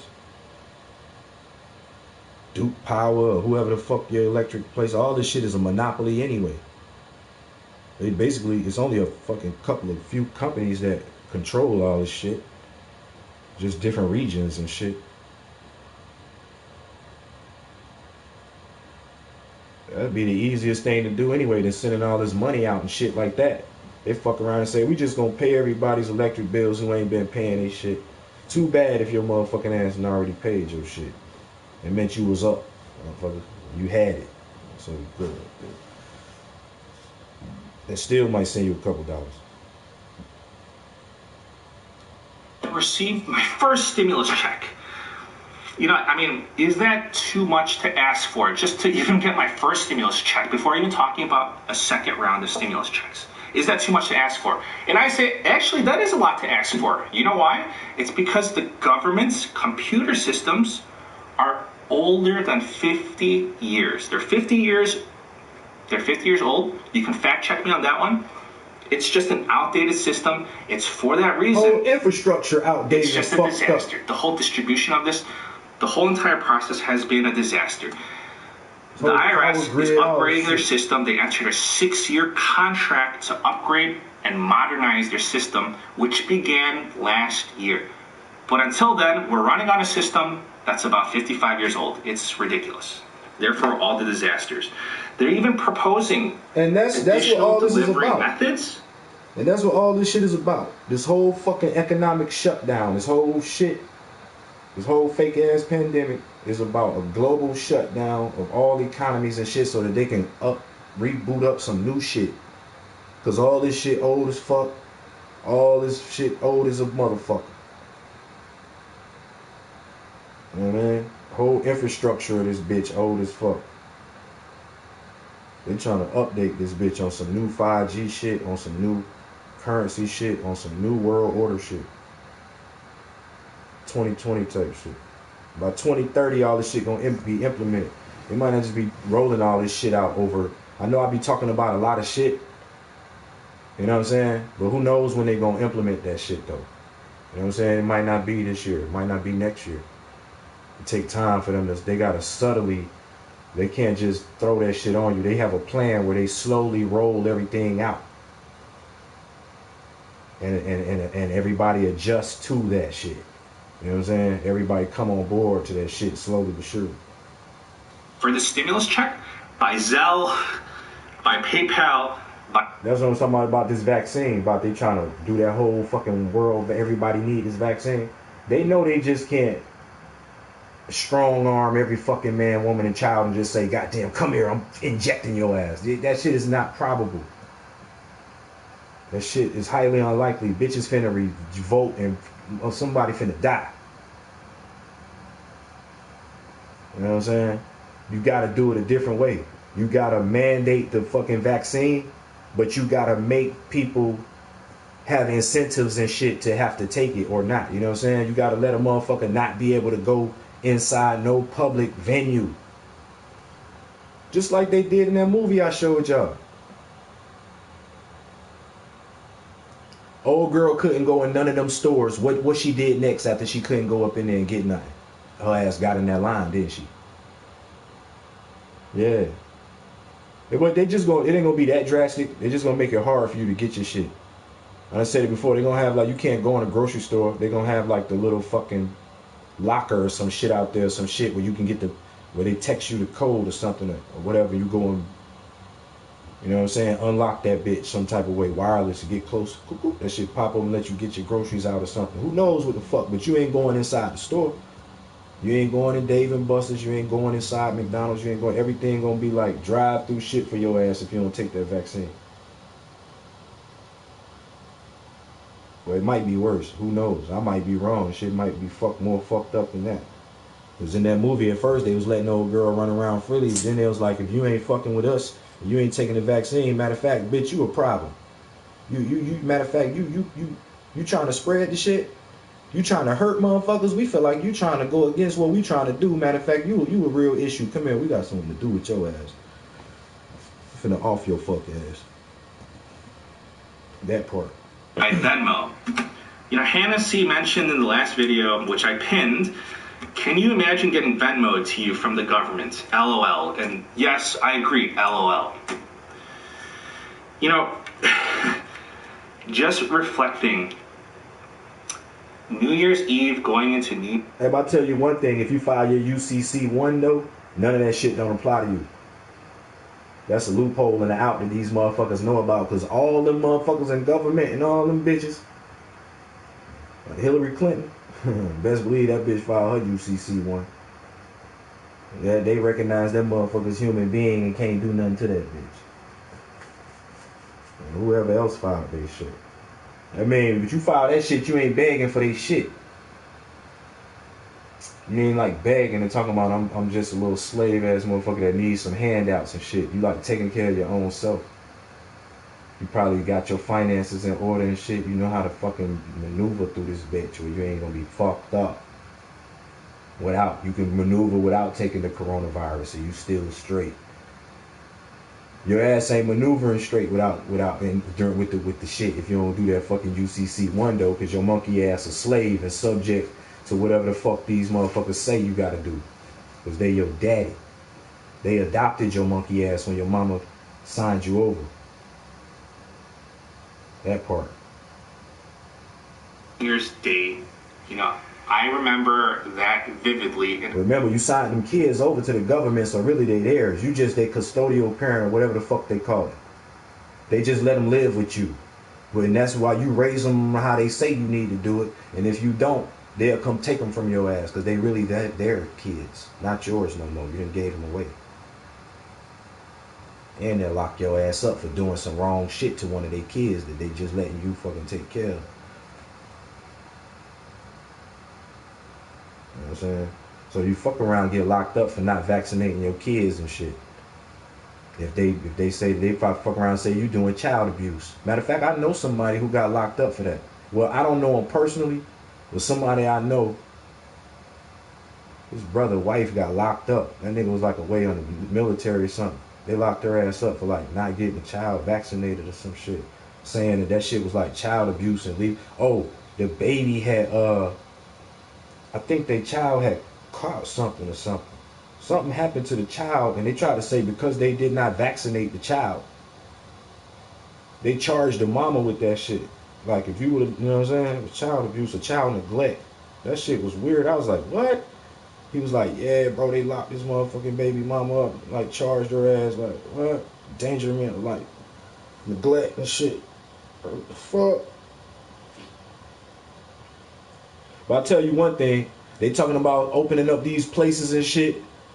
These followers, man, these sheep, man, motherfucker gotta go get their hair cut so bad, they really to just goddamn come out. They like, all right, go ahead. Let these motherfuckers get fucked up if there's something going on. But I tell you what, They ain't mandating them kids to go back to school and none of that shit. That's what them folks said. Until they ain't going out till they tell them kids it's okay back to go back to school and shit. It ain't safe out there until they motherfucking say it's alright for the kids to go back and be in groups and shit like that. So you know, I'm taking all this shit with a grain of salt, man. Just trying to move as strategically and motherfucking as carefully as possible, you know. Motherfuckers hollering about these masks and shit, they can't breathe through them and shit. Talking about the shit thick as hell.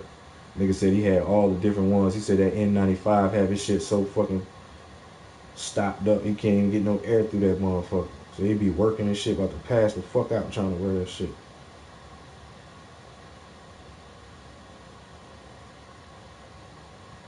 Let's see what my man at. What was it? Hard hit. What was it called? Hard hitter? Hard hit.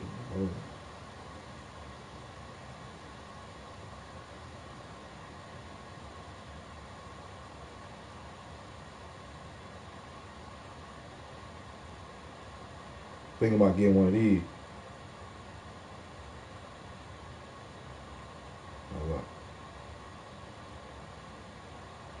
Visit www.hhbowling.com to pick up official Hit It Harder die subs, t-shirts, and other accessories. Hit it harder here. Hit it harder here. Hit it harder here. Hit it harder here. Hit it harder here. Hit it harder here. Going harder. Play smarter. Going farther. Yo, Jason Eubanks and HIHbowling.com. Hashtag Hit It Harder. I know Georgia's opening up the lanes pretty soon. I want you guys to stay safe either way. So I'm going to put you guys up on game. So today I'm going to show you guys a product from Genesis Bowling. If you go to bowlgenesis.com, click the menu button, scroll down to COVID-19. I could have never got on here with my brand like this right here, right? That's this nigga brand, Hit It Harder and shit. That's his logo. That nigga shirt though, G. Like my boy grabbed that bitch out the dirty clothes pile or something. That shit was just balled up. Ring was like, shook that bitch off, threw that bitch on, make the video right quick. Oh, bro, gotta take more pride in your shit, man. Iron that bitch, bacon collar neck on that shit and everything. Gotta be more professional with this shit, G. If you see this shit, You'll see these. make a motherfucker take this shit seriously, bro. Aero Pure Mask. This is how they will come to you shipped for $4.99. Free shipping, no lead time. Oh, I just rhymed. $4.99, no lead time. Remember that.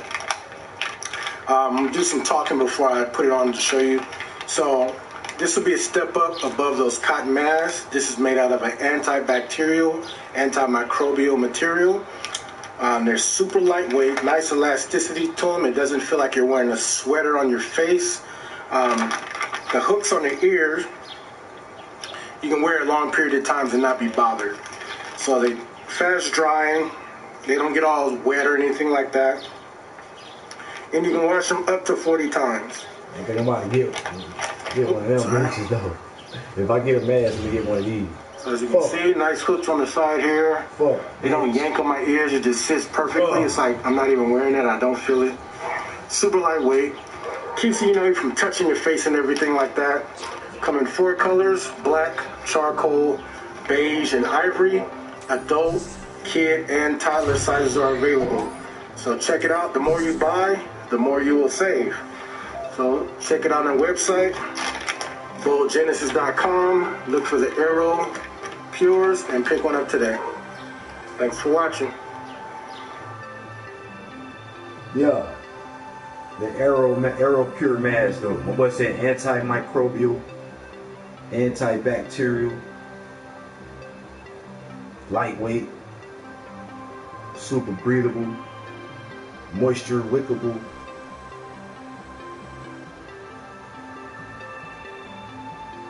I might have to go with something like that. Shit look kind of loose, like that bitch falling off his shit though. You got to tighten that little earpiece up a little bit. You can tie a little knot or something on it. Make this shit tighten up a little bit.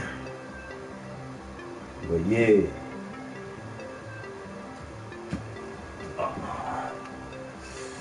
Time is it, man?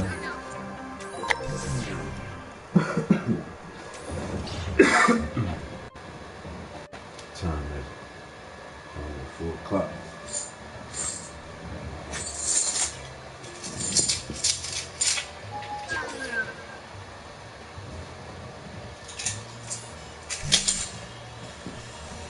Alright, what's next, man?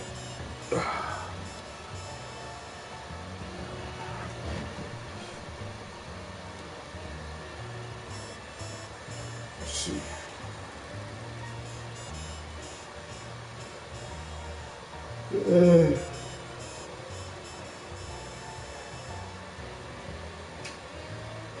What else I got for y'all there?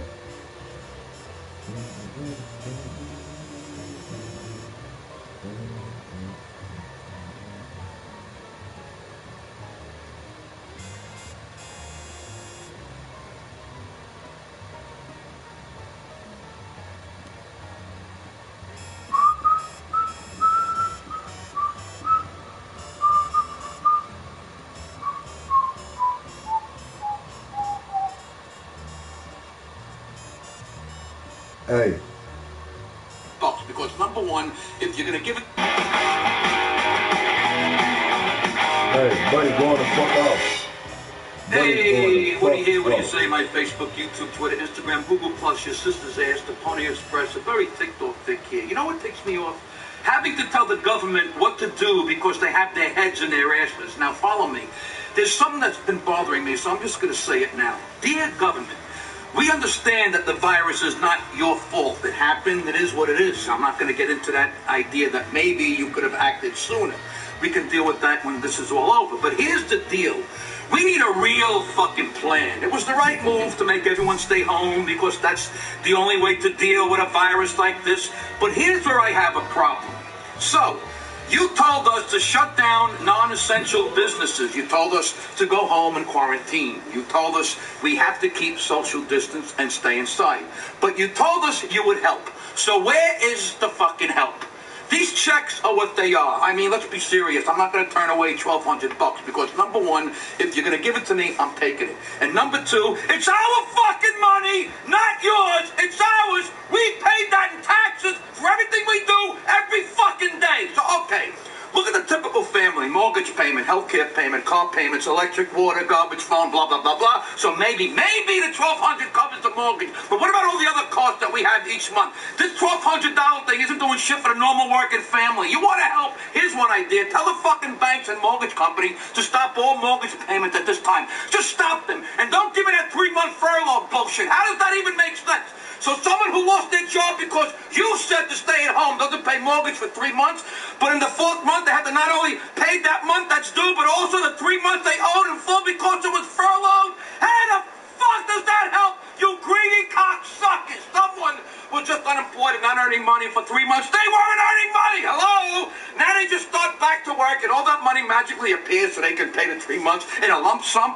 How are they fucking paying that? Are you fucking idiots? Look, it almost makes sense that they can stop paying the current mortgage due for the month when they go back to work. But they can't pay the prior 3 months. They had no income. So here's the idea. Just add the 3 fucking months of the furlough to the back end of the loan. So if they have, let's say, 19 years and 6 months left in their mortgage, just add the 3 months. So now they have 19 years and 9 months. How fucking hard is that? You'll get your money, you shitbags. It's just delayed. The working stiff wins if you do that. It really helps. It actually helps. And what is up with these banks and lending assholes? I mean, come on. You literally make billions. Spitting coronavirus all in them bitches' faces. Get them, bro. Millions of dollars in profit quarterly. That's every 3 months. The last crash was 10 years ago. So you have 10 years of massive profits and you need a bailout after 2 weeks of a shutdown? How come we, the people, have to save for a rainy day, but you save nothing? Every fucking quarter that you made $3 billion in profit, not income, profit, and all That means you paid all your salaries and bills and everything you needed to pay to run a company for 3 fucking months. So every time you made $3 billion in a quarter, if you had just put $1 billion in the bank, you'd have $40 billion in the bank after 10 years. That's not even including interest. But no, you greedy cocksuckers have to get bailed out again from our taxpayer money, and then you shouldn't us by not giving us a real break on our mortgages, credit card bills, or car payments, or anything, and the government allows this. We get fucked. We bail you out, we get fucked. Rinse, lather, repeat. You dirt neck fucking piece of shit should have had more than enough money to keep paying your workers and give everyone a break in mortgage payments the way I said for the time being. And again, I'm not saying to wipe the slate clean. I'm saying to just add the missing mortgage payment to the back end of everyone's loans. Do it for everything. The car lease is now 3 months longer. The credit card payment is now 3 months longer. The mortgage payment is now 3 months longer. You want to help the American worker, you could eliminate all payments due until this is over. That way, unemployment and stimulus checks would only be needed for food. That is what the American family needs now. That would help us. You greedy cocksuckers and you government lackeys who suck the balls of the big corporations and shit on the people are just as bad. Shame on you all. There could be a real plan in place, a real plan to get people through these next few months, a real plan to be testing, a real plan to allow workers who are considered non-essential to not worry about catching a virus and losing their house. You do the right fucking thing, you peckerheads. Having to tell the government what to do because they have their heads in their asses, that's what fucking ticks me off.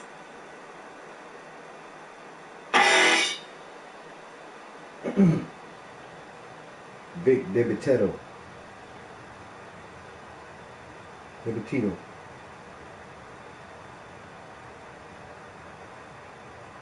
Yeah, he's pretty cool.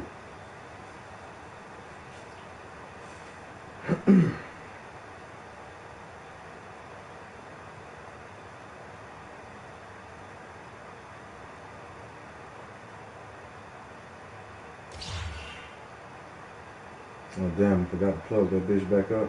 Fuck.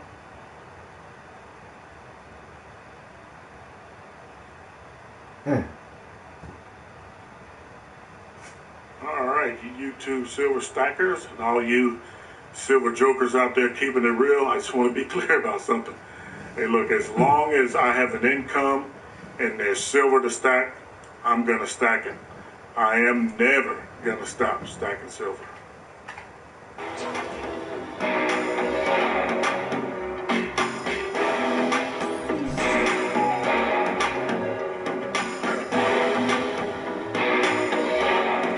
Yeah, I'm never gonna stop stacking silver either. Fuck that. I got that motherfucking fever. I got the silver stacking fever.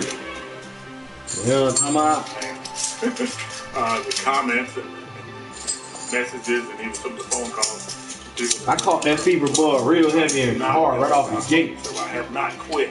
My first motherfucking purchase was 100 of these hoes. I just put it on pause. Kill me. What you're gonna see is a couple of these though. Some of the past purchases I've made. Some of my favorite bullion. The 5 ounce.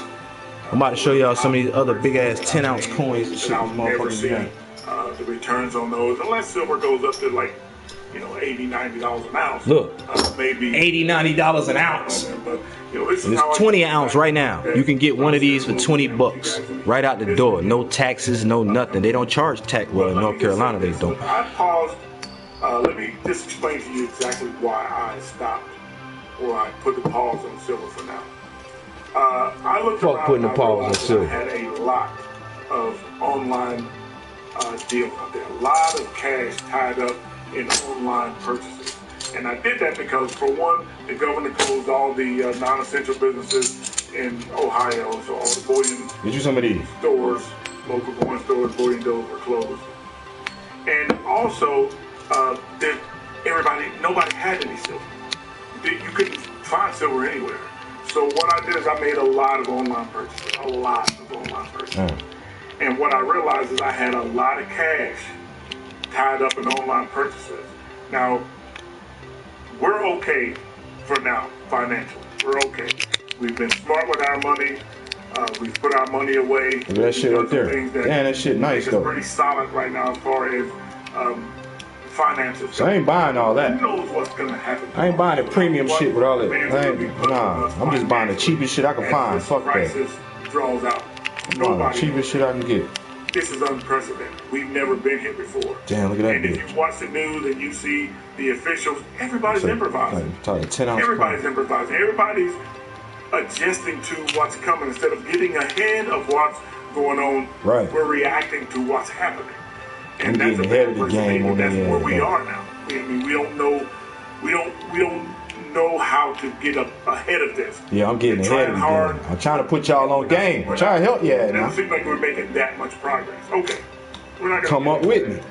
I put a pause on because I realized that I was stacking in a way contrary to the way I know is the right way to stack. A budget and with saving. That's what I stack. I'm pretty methodical about that. Direct and pretty. I'm finna learn how to do the fucking whoop-de-whoop on y'all ass with the whole fucking thing. To the silver prices, the premiums, the lack, the shortage, all that stuff. I was reacting to that in ways that made me want to buy more and spend more and spend more, and that's absolutely contrary to the way I stack silver.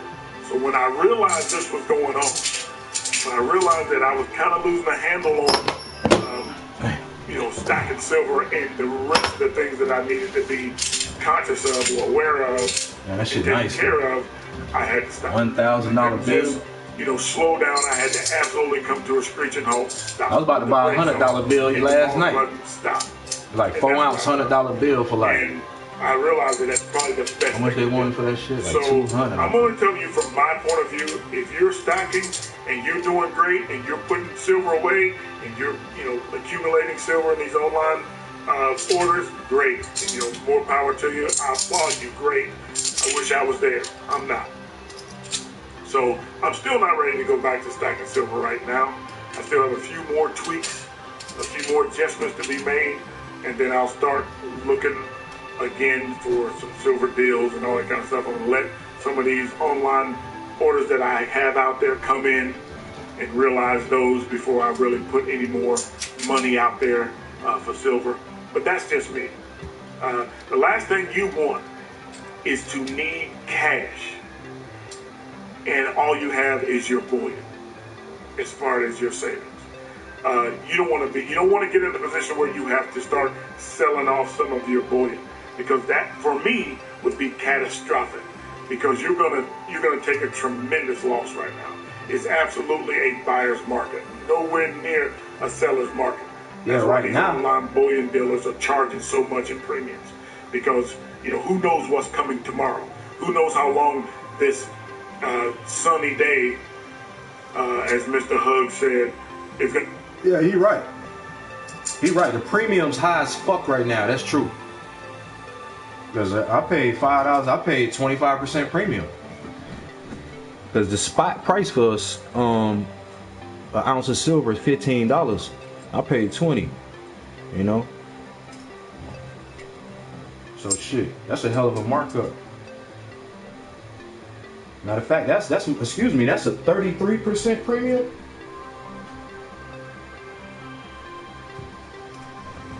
I paid a third extra on top. It's $15 an ounce. I paid $20 for it, so I paid $5, a third of what it costs. That's high as fuck. Really? Old girl said. Because when I went and looked on the it was like 15% premium or something. It really should have been like $2 and about 80 cents or something. It should have been about $3 on top of the 15. Normally $18 for one of these coins, but because of what's going on right now, and because she ain't got no more of this generic bullion. These called generics right here. You know what I'm saying? They're trying to get them American Eagles and all that shit. They start adding more tax on that shit. I ain't interested in none of that shit though. I just want the cheapest shit I can find, like I said. But yeah, like these pieces dude got right here, I know he done paid some premiums and shit for this shit. Like this shit, this hologram and all this shit going on. He ain't getting that for 20 a gram. Gonna last. Nobody knows. And who knows what what demands are going to be put on your finances as this thing draws out. So my advice to you, if you're kind of like me, my advice to you is just to slow down for a minute. The silver's not going anywhere. Sure, the silver may be up to $40 an ounce when this thing blows over, and you could have bought it when it was $20 an ounce. Well, personally, I'm willing to take that chance because not me. It's more important to me to be able to take care of things that I need to take care of as far as my family's. Fuck that. I'm still taking care of what I need to be able to take care of. But you still need to get that shit in. Fuck that. Why you gonna wait for that shit to go up to 40 a fucking ounce and then be trying to buy that shit when you could get it right now for 20? Take all the fucking funds you can fucking invest right now and fucking get it for 20. Fuck that. Why you talking about? You talking about just stay at your normal, you know, at your normal rate that he normally cop every month, a certain amount. Depending on the matter with the price. Fuck that. That ain't smart to me. You need to get it while the getting's good. You know what I'm saying? Early bird get the worm type shit. Let's get that shit while it's cheap. Health and welfare goes than to worry about losing whatever premiums or whatever I could have made in silver if I buy it now. So that's I just know what I be doing works for me. That's really, the only reason I'm explaining this is because I got so many. I guess whatever he doing works for him because he got plenty of silver. He seemed like he gonna be financially straight. This motherfucker got thousands of ounces, probably hundreds of ounces. What I do works for me though. Fuck that. My shit been working for me. What I do is I'm up. I'm up out this bitch. Shit.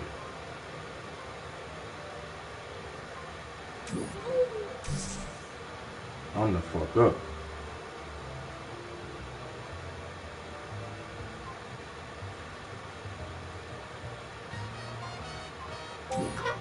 Alright. Comments of people, I made it too vague as to why I stopped stacking silver.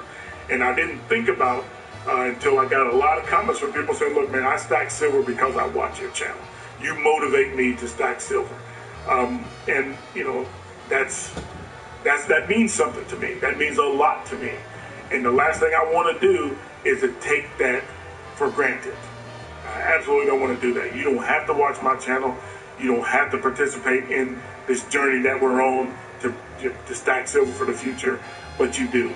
And you do because you are interested in what I say, and I'm not going to take that for granted. So that's why I'm explaining this to you. That's why I'm being kind of personal with my explanation, because it's important to me that you understand why I stopped stacking silver just briefly. So anyway, that's really all I want to say.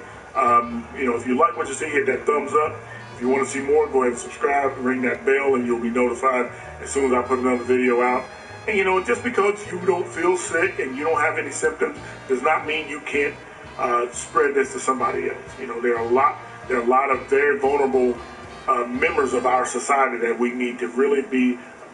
Yeah, he right about that. Take care of that.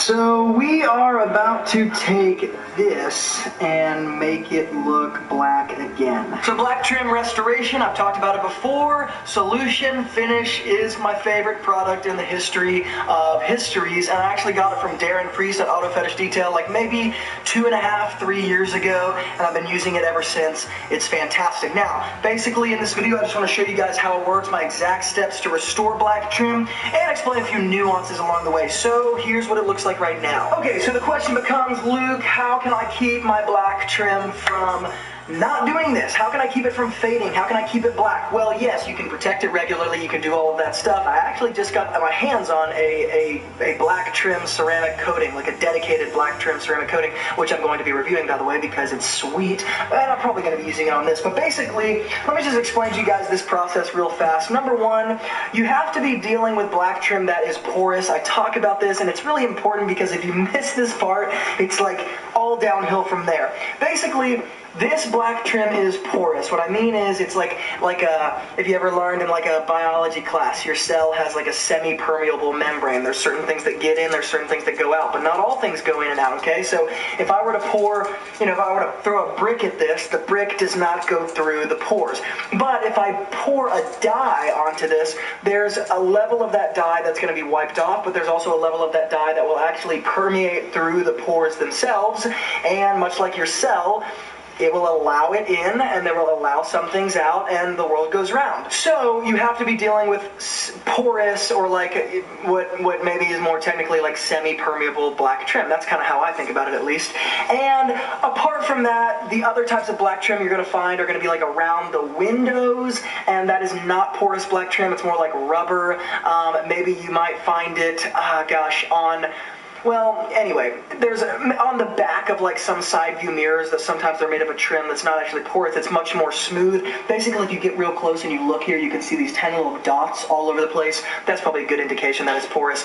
If you get up real close and it's not there, and it's just very smooth, you can't feel any texture, no design, probably means it's non-porous, in which case you can just use a mild polish and it should restore it back to normal. But for the sake of this video, here's what we're going to do. Basically, I've got two different cleaners here. I've got number one, Meguiar's All-Purpose Cleaner, diluted 10 to 1, and then I've got an alcohol water solution. It's distilled water and rubbing alcohol. It's just cut 50-50. Then I've got two different microfiber towels here, one of which I'm going to be throwing away in the end, and then I've got a little tiny foam sort of craft brush, and then I've got my product solution finish, okay? Once again, this is more or less a dye, okay? It's like a dye that's going to seep into the pores. It's kind of an instant fix. There's a very big difference between black trim restoration and black trim protection, or maybe enhancement, okay? It's kind of the difference between like paint correction and paint protection. They sound the same, but they're different, okay? So when I am restoring black trim, I am very literally dyeing that specific piece back to its original black appearance. When I am maintaining or protecting black trim, I'm simply protecting a black trim piece that is already showing its original black color. I'm simply inhibiting, or maybe like slowing down, the fading process. I'm not restoring anything, okay? So it's like the difference between waxing paint and correcting paint. One is fixing, one is potentially like a proactive measure rather than like a fix, okay? Point being, this is going to be a fix, okay? So products like Back to Black, or maybe like Chemical Guy's VRP, those are dressings made to go over black trim that is already black, okay? So that's not what we're doing here. So let's go ahead and start cleaning this. So this is not the difficult part, but I am just gonna spray Meguiar's All-Purpose Cleaner all over it, all right? Not being like a crazy, not being too much, too little. It's just like I'm gonna spray as much as I need. Not a complicated thing, okay? Here's what I'm going to do for the sake of this video. I'm going to clean only this top part. Well, I'm sorry, I'm only going to restore this top part. I'm going to leave the other part faded just so you guys can see the difference and the before and after. So I use the Meguiar's All-Purpose Cleaner to basically scrub it clean. And then I follow up with my alcohol solution. This is me. What's good with it, Jilla, man? Appreciate you sliding through. Hey, look, this is the best fucking trim restoration video I ever seen. That's what I'm showing y'all. Because I done tried a bunch of shit on trim and shit, all that type of shit. That shit always, if you know how, if you do like I be doing, you been through the shit, you know how this shit do. Shit lasts a couple of weeks or some shit. Shit go right back door, but this shit don't do that. This the one right here.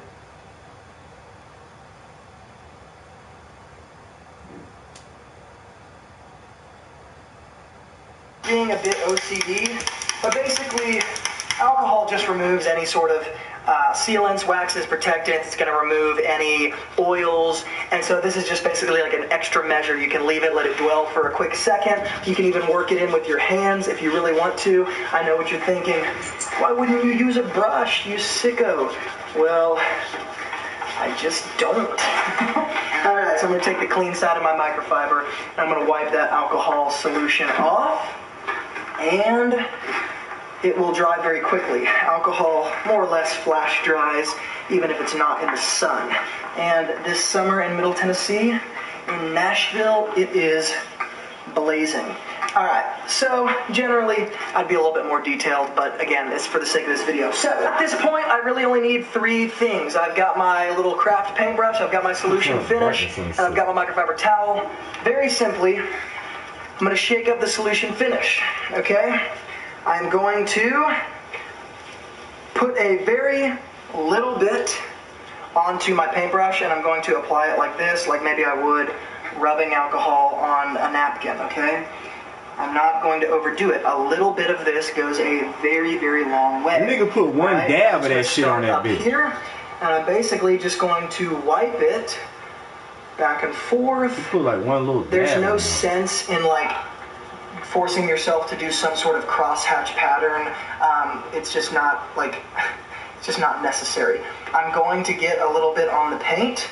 It's not a big deal. Alrighty. You guys can see why this black trim restoration process is something that as a pro detailer you would want to charge at least not a significant, but at least a good amount of money for, because it is very tedious. And that shit doing the job though on that bitch though. It's going to take a more significant amount of time. Alright? Hopefully you guys can see that the amount of kind of coverage that this solution finish, that tiny little drop just covered, it covered a lot of area. And basically I can continue to spread it around as long as I have at least a little bit. So this is what I mean when I say a little bit goes a very, very long way. Yeah, that's a little ass bottle I'm kind of surprised right now. There we go. Obviously I'm covering the rest of my brush with it. Alright. It's not going to hurt the paint when it gets on it. You guys can see I got it all over here. It very simply, it wipes off the paint. I'm going to take my microfiber towel. I'm going to wipe up the excess. There's no need to let it sit and dwell for any length of like, no like significant amount of time, right? Okay, bam, done, and done. All right, I'm going to go ahead and do the rest. We'll come in and look at this compared to the rest. Shit, definitely doing the job though. Maybe get some of that.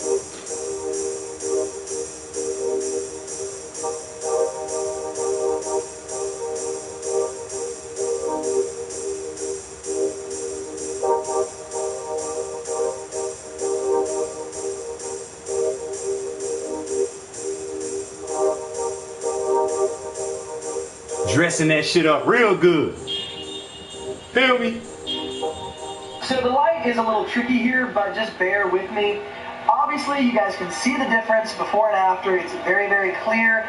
You can see the contrast between what was not done and then right here, you know, of course that's not done, and then what was done. And hopefully it's also clear that there's a few advantages to this product, and I don't really have any cons that I could say, other than if you've never thought about it, you want to make sure you put the top back on it before you set it down on the ground, because I have at times left the top off and kicked it over, and I used to have one of them watches. And kind of ruins your day. But back in the apart day, from that, it doesn't stay in the paint. Shit, that shit go hard. It doesn't take any dwell time, so you still have to wipe it on, wipe it off, and bam, we're done. And then outside of that, it is an amazing restoration product. Like this right here is if not, it's the same if not better than its original condition when this car was bought. I'm pretty sure this is like a 2005 as well. So this is really old black trim, and it's totally restored. What I'm going to do is spray a little alcohol on it. Basically, I just want you guys to see that even with absolutely zero dwell time, and again, the most simplistic application I possibly could have ever done, when I wipe alcohol, my alcohol solution all over it, it's totally restored, totally back to normal. Nothing's wiping off. Once again, not a protectant, a true restoration. So check this out. Not done, done. Not done, done. Not done, done, okay? So you guys can see, even after I'm wiping it with alcohol, it's still all completely black. Again, true restoration. It looks amazing. You can see the before and after. Another thing I'd like to point out is how little I used, right? I literally tilted this very tiny little dot onto this little paintbrush 3 times, and I did all of that. Quite honestly, I could have done it twice, but sometimes I just, for the sake of the video, I just make it easier on myself. It lasts, I mean, a little bit goes a very long way. So this is 100%, I just think it's unmatched on the market. This is the best restoration, black trim restoration product you're gonna get. It just, there's not one out there that's gonna perform better. So that being said, if you'd like to get your hands on the solution finish, I'm gonna hook up an Amazon link below. As always, unashamedly, I get a very small commission if you buy links. So if you do get the solution finish, definitely. Some of that. Let's see what I got for y'all. Alright, here's a good one. I'm probably end with this right here. Fuck it. I've been all over the place with this shit. Alright, hey everyone. I was just speaking on that. All of your public debt is prepaid. Let's see. Jeff here at StopThePirates.blogspot.com. It's Tuesday, 25th of October 2016. I was just reading this article. It's pretty amazing. Uber's self-driving truck makes first delivery of 50,000 beers. Damn. So, say what? I mean, truck makes first delivery of 50. Uber self-driving truck? 16. I was just reading this article. It's pretty amazing. Uber's self-driving truck makes first delivery of 50,000 beers. Hey, this was from October 25th, 2016. October 25th, 2016. Uber first self-driving truck made its delivery of what, 50,000 beers? Then 4 years ago? That shit gotta be done perfected the system and processes by now. Shit. I mean, human beings are basically becoming obsolete. If you think about it, I mean, we're all clamoring around going, bring the jobs back, the jobs back. Yeah, jobs are never coming back. That's right. That's what I keep saying. There's robots to do it, most of the work. So anyway, the San Francisco startup company Otto had just hours before made the world's first autonomous truck delivery of 50,000 cans of Budweiser beer. Unlike Tesla's autopilot, Auto system offers true level 4 autonomy. Once the rig hits the interstate, it is entirely capable of the job at hand, letting the human deal with paperwork, thumb her phone, or even catch a few Z's. Damn. The technology is ready to start doing these commercial pilots, says Auto co-founder Liar Ron. Interesting name. Over the next couple of years, we'll continue to develop tech so it actually is ready to encounter every condition on the road. So, I mean, there goes truck driving as a profession. Yep. I used to do that when I was younger. I remember that. My daddy was a truck driver. Real shit. Hey, I remember when they brought out this shit. When they brought out the self-driving, autonomous big rigs. Years ago. Yeah. Truck driving jobs is out of there. For the road truck driver. And I hated it, but it was interesting to see the country. My point here is that we're all basically going to be obsolete in one way or another. I mean, we're getting to the point where the international bankers have leveraged us, our straw man accounts, to the point where we will never be able to pay it all back. And when you get to that point, it's like in the movie Goodfellas when they borrow every last penny from the restaurant or the bar, and what do? You torch it, you light a match, and get rid of it. And that's why they say we're actually worth more dead than alive, because the bonds they took out on our birth certificate bonds and traded on the it's the same thing they doing to the dollar. It's the same like getting everything they could out this motherfucker. They finna torch that bitch and do away with that shit. And dropping the price of all the silver and manipulating all the prices of the precious metals and shit, so motherfuckers could do as much hoarding of that shit and grabbing all that shit up real quick before they damn implode the whole shit. Equities market. aren't paying off like they used to. And when I say that, we're not paying back the interest on the bonds through your federal income tax, which is really just paying interest on these loans to the international bankers that bought these bonds. So you're actually worth more dead than alive, because the bonds are insured, and when they kill you or you die, it pays off the debt. The debt is wiped out. So, I mean, that's what we have to wrap our heads around. It's hard for a lot of people to wrap their heads around, that we are economic bonded debt slaves, to the point where we have been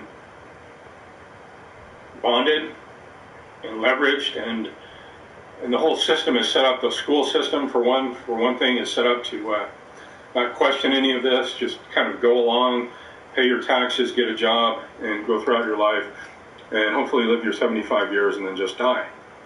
But they want to make money off the cattle in the process. That's why you have chemtrails, you have fluoride chemicals, all these things in the water that make you sick, the poison food, the GMO.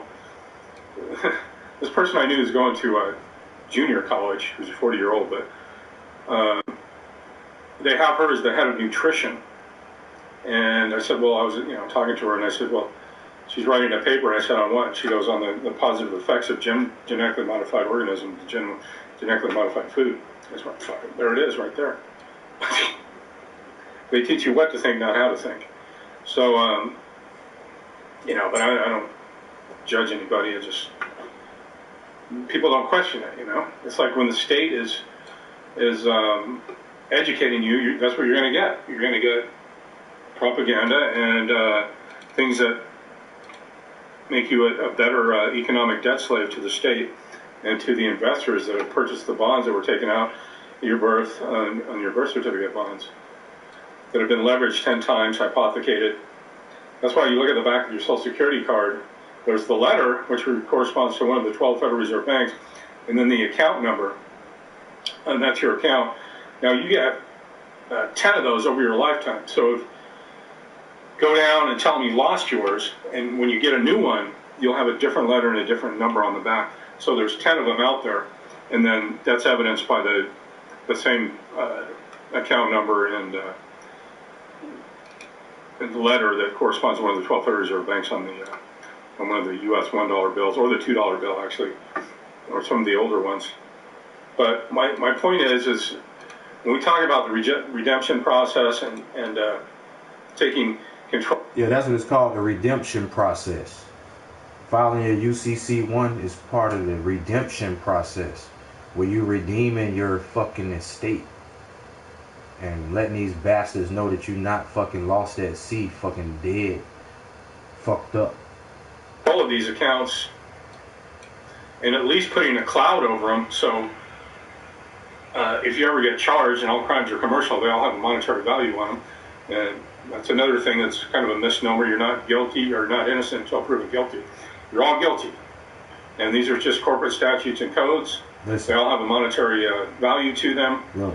And when you don't pay the whatever fine or the other the bond, when you're held in prison on a bond. So they write that bond off of your account that was set up at your birth. They write that bond against that, and then when you don't cover that bond, they put you as collateral in the warehouse, and then they sell default judgments, bid bond, performance bond, the payment bond on your default judgment that you didn't pay on. Like if I had a default judgment against anybody, a credit company, I could take that. It was big enough, if it was $50,000 or something, I could take that to an attorney, and they could leverage that and sell it for me. And somebody would buy it because somebody's going to collect on it. Right. As long as I have the collateral to back it up. So my point here is that when we talk about redemption, the redemption process, and to some the redemption process in many ways is hard to believe, but one thing that you need to understand is that the straw man debtor that all the fines, fees, taxes are laid against, it's the straw man that some claim is filed upon, not you, but the entity is artificial, and he or she doesn't have any brains, hands, or fingers to write a check. And though it's not you, you have the obligation to ensure that tax gets paid. Discharged. So by and through the redemption process, you can take control of your trust, corporation, straw man by filing the UCC-1 into the Secretary of State's office. You can get a new Social Security card with the same number for your straw man and make your initial deposit via your birth certificate. You do an acceptance for value in the birth certificate for $100 billion. Okay, remember now when this stream first started, the first video that came on was acceptance for value. If anybody in here been in my stream since it started. So here he goes speaking on that same shit. What'd he say? Let me bring it back. However much you want. For $100 million. You just birth certificate. Secretary of State's office. You can get a new Social Security card with the same number for your straw man. And that's a black man and a white man talking about the same shit. You know what I'm saying? Black man at the beginning talking about that shit, white man at the end of my shit talking about the same shit. And make your initial deposit via your birth certificate. You do an acceptance for value in the birth certificate for $100 billion, however much you want, for $100 million. You just want to make sure it's enough, first in line, first in time, basically.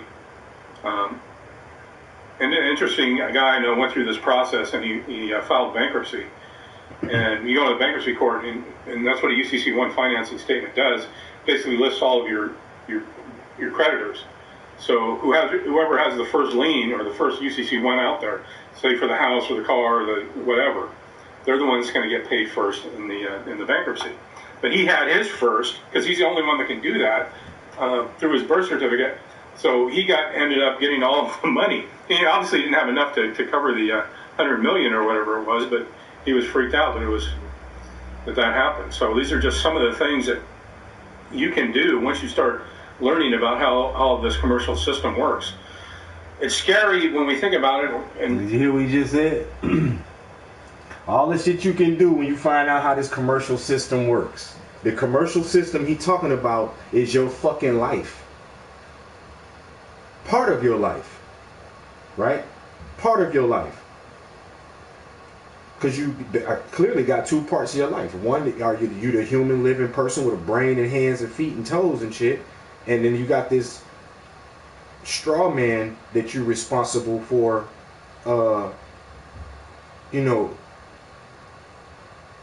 carrying out the duties of and shit. Like, you're not the straw man, but you're responsible for all the interactions that this straw man got going on. Ain't that a bitch? Like, you hold the seat in that office, motherfucker. Even though that ain't you, you're the representative. Yeah, you're the representative of the straw man.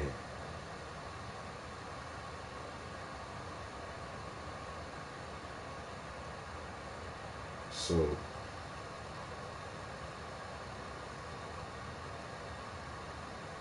shit deep as fuck.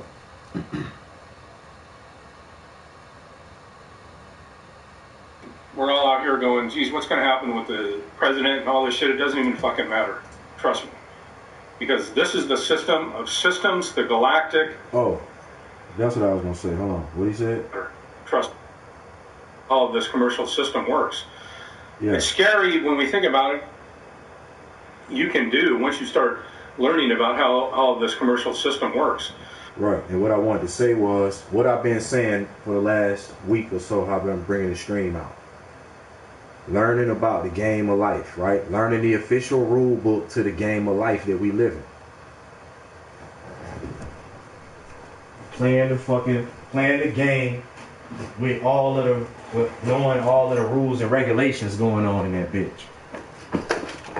You know what I'm saying? We was playing this shit, and every time you land on one of them fucking yellow spots, supposed to pull one of them fucking cards, man. We was not pulling the fucking card. We was like totally missing that part on some goofy ass shit. not paying attention. Then we seen that shit. It's an action card. That's what them spots are, action cards. Right?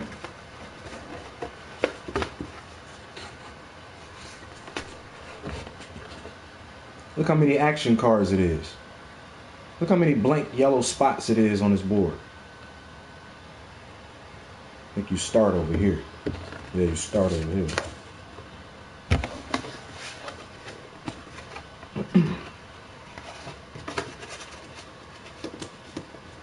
You start over here. You can either take a career path off gate, or you can go to college. You go to college, you say you like to get a, look, you graduate, go around this motherfucker. You stop right here every time you graduate, whatever, you're supposed to get a better, higher paying job, potentially. I jumped out the gate with like an $80,000 job or something. Then my old girl had 60. But look, every time you land on one of these blank little yellow spots, you're supposed to pull one of them fucking cards. Like this.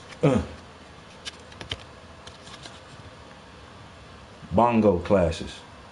Pick an opponent, both play the solo, whatever. What it say? The bank pays the highest spinner $70K. Is that what it say? Yeah.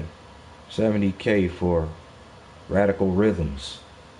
And look, but look, the bank pay you on that one. And at the bottom in the fine print, look at that. Fine print at the fucking bottom. What that shit say? Keep this card to get 100K at the end of the game. That's what that shit in that yellow bar says. In very small print.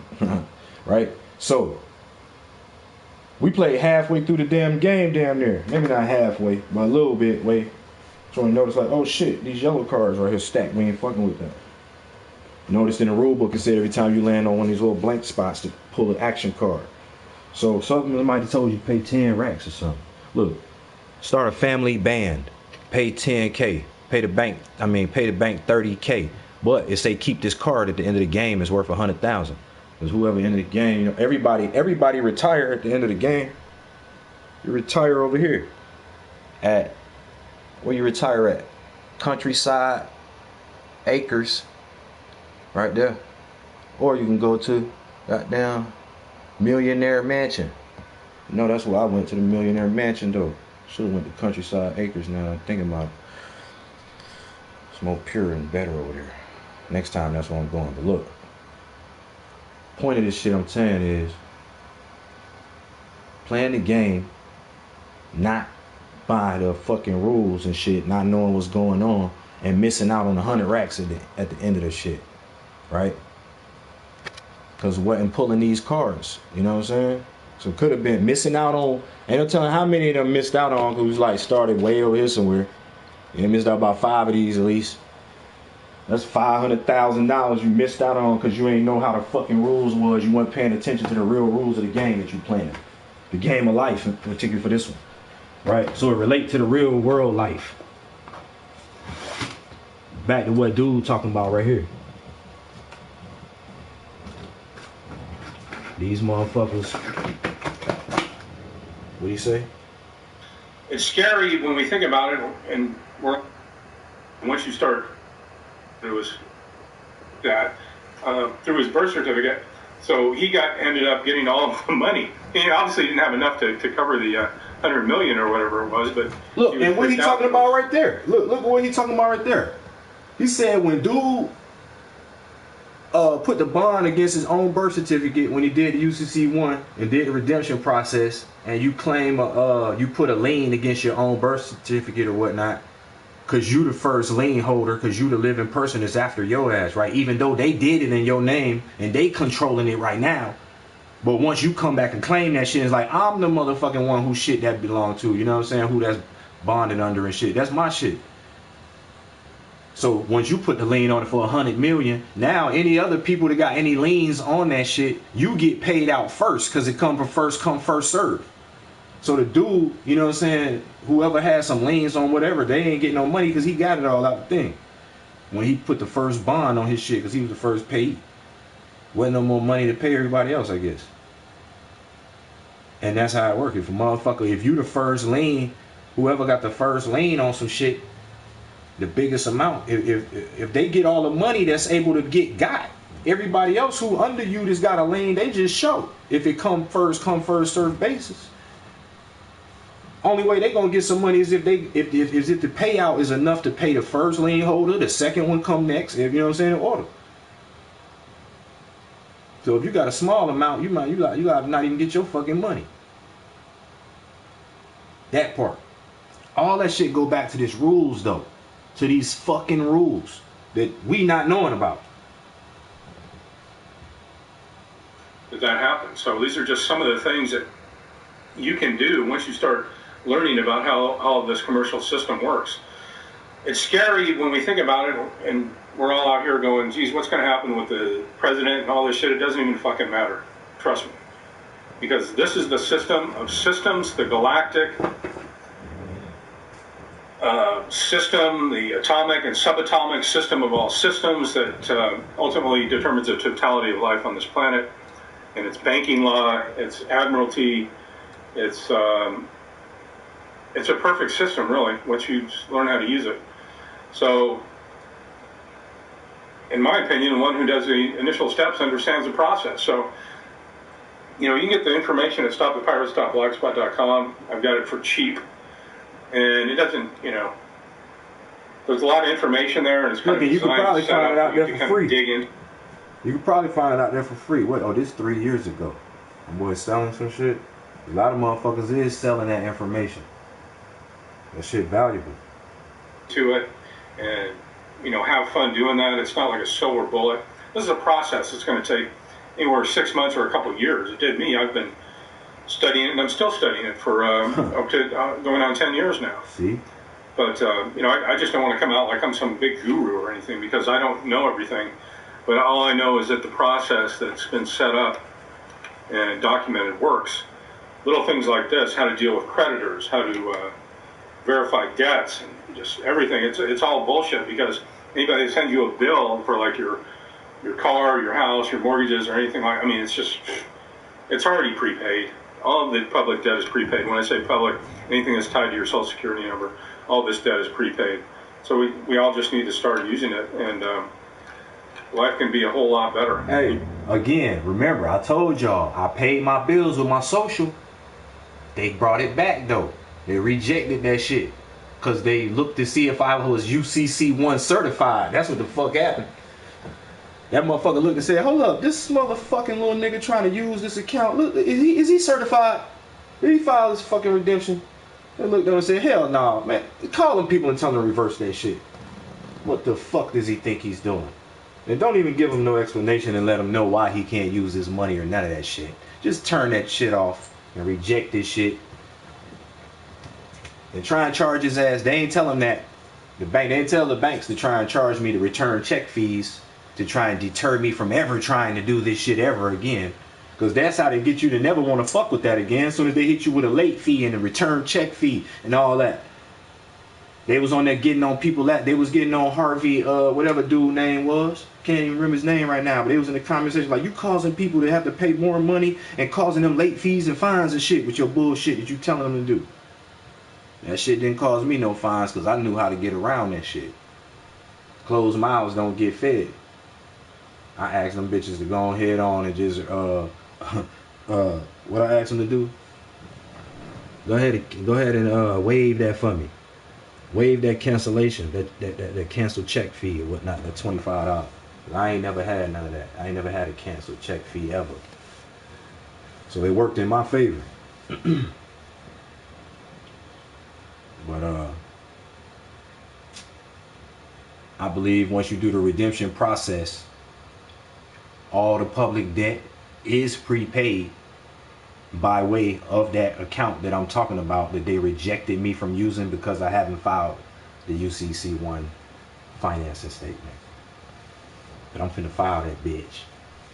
I'm finna file that bitch. I'm finna stop saying it. I'm finna stop talking about it though. I'm gonna get this shit done. Stop bullshitting with my shit. Look, man, I got the raw stream on this shit. Ain't nobody got to tell me that. I'm gonna catch y'all on the next one, man. My man, you finna, is the video over? Let bro finish his video. You won't worry about the bullshit anymore. Anyway, that's going to do it. Security number. All this debt is prepaid. So we all just need to start using it, and life can be a whole lot better, and you won't worry about the bullshit anymore. All right. Anyway, that's going to do it. If you've listened up to this point, I thank you, appreciate it. And check out my blog at stopthepirates.blogspot.com. Have a good day. Yeah, do that. Stopthepirates.blogspot.com. .blogspot.com. Hey man, it's been real. Let me catch y'all later.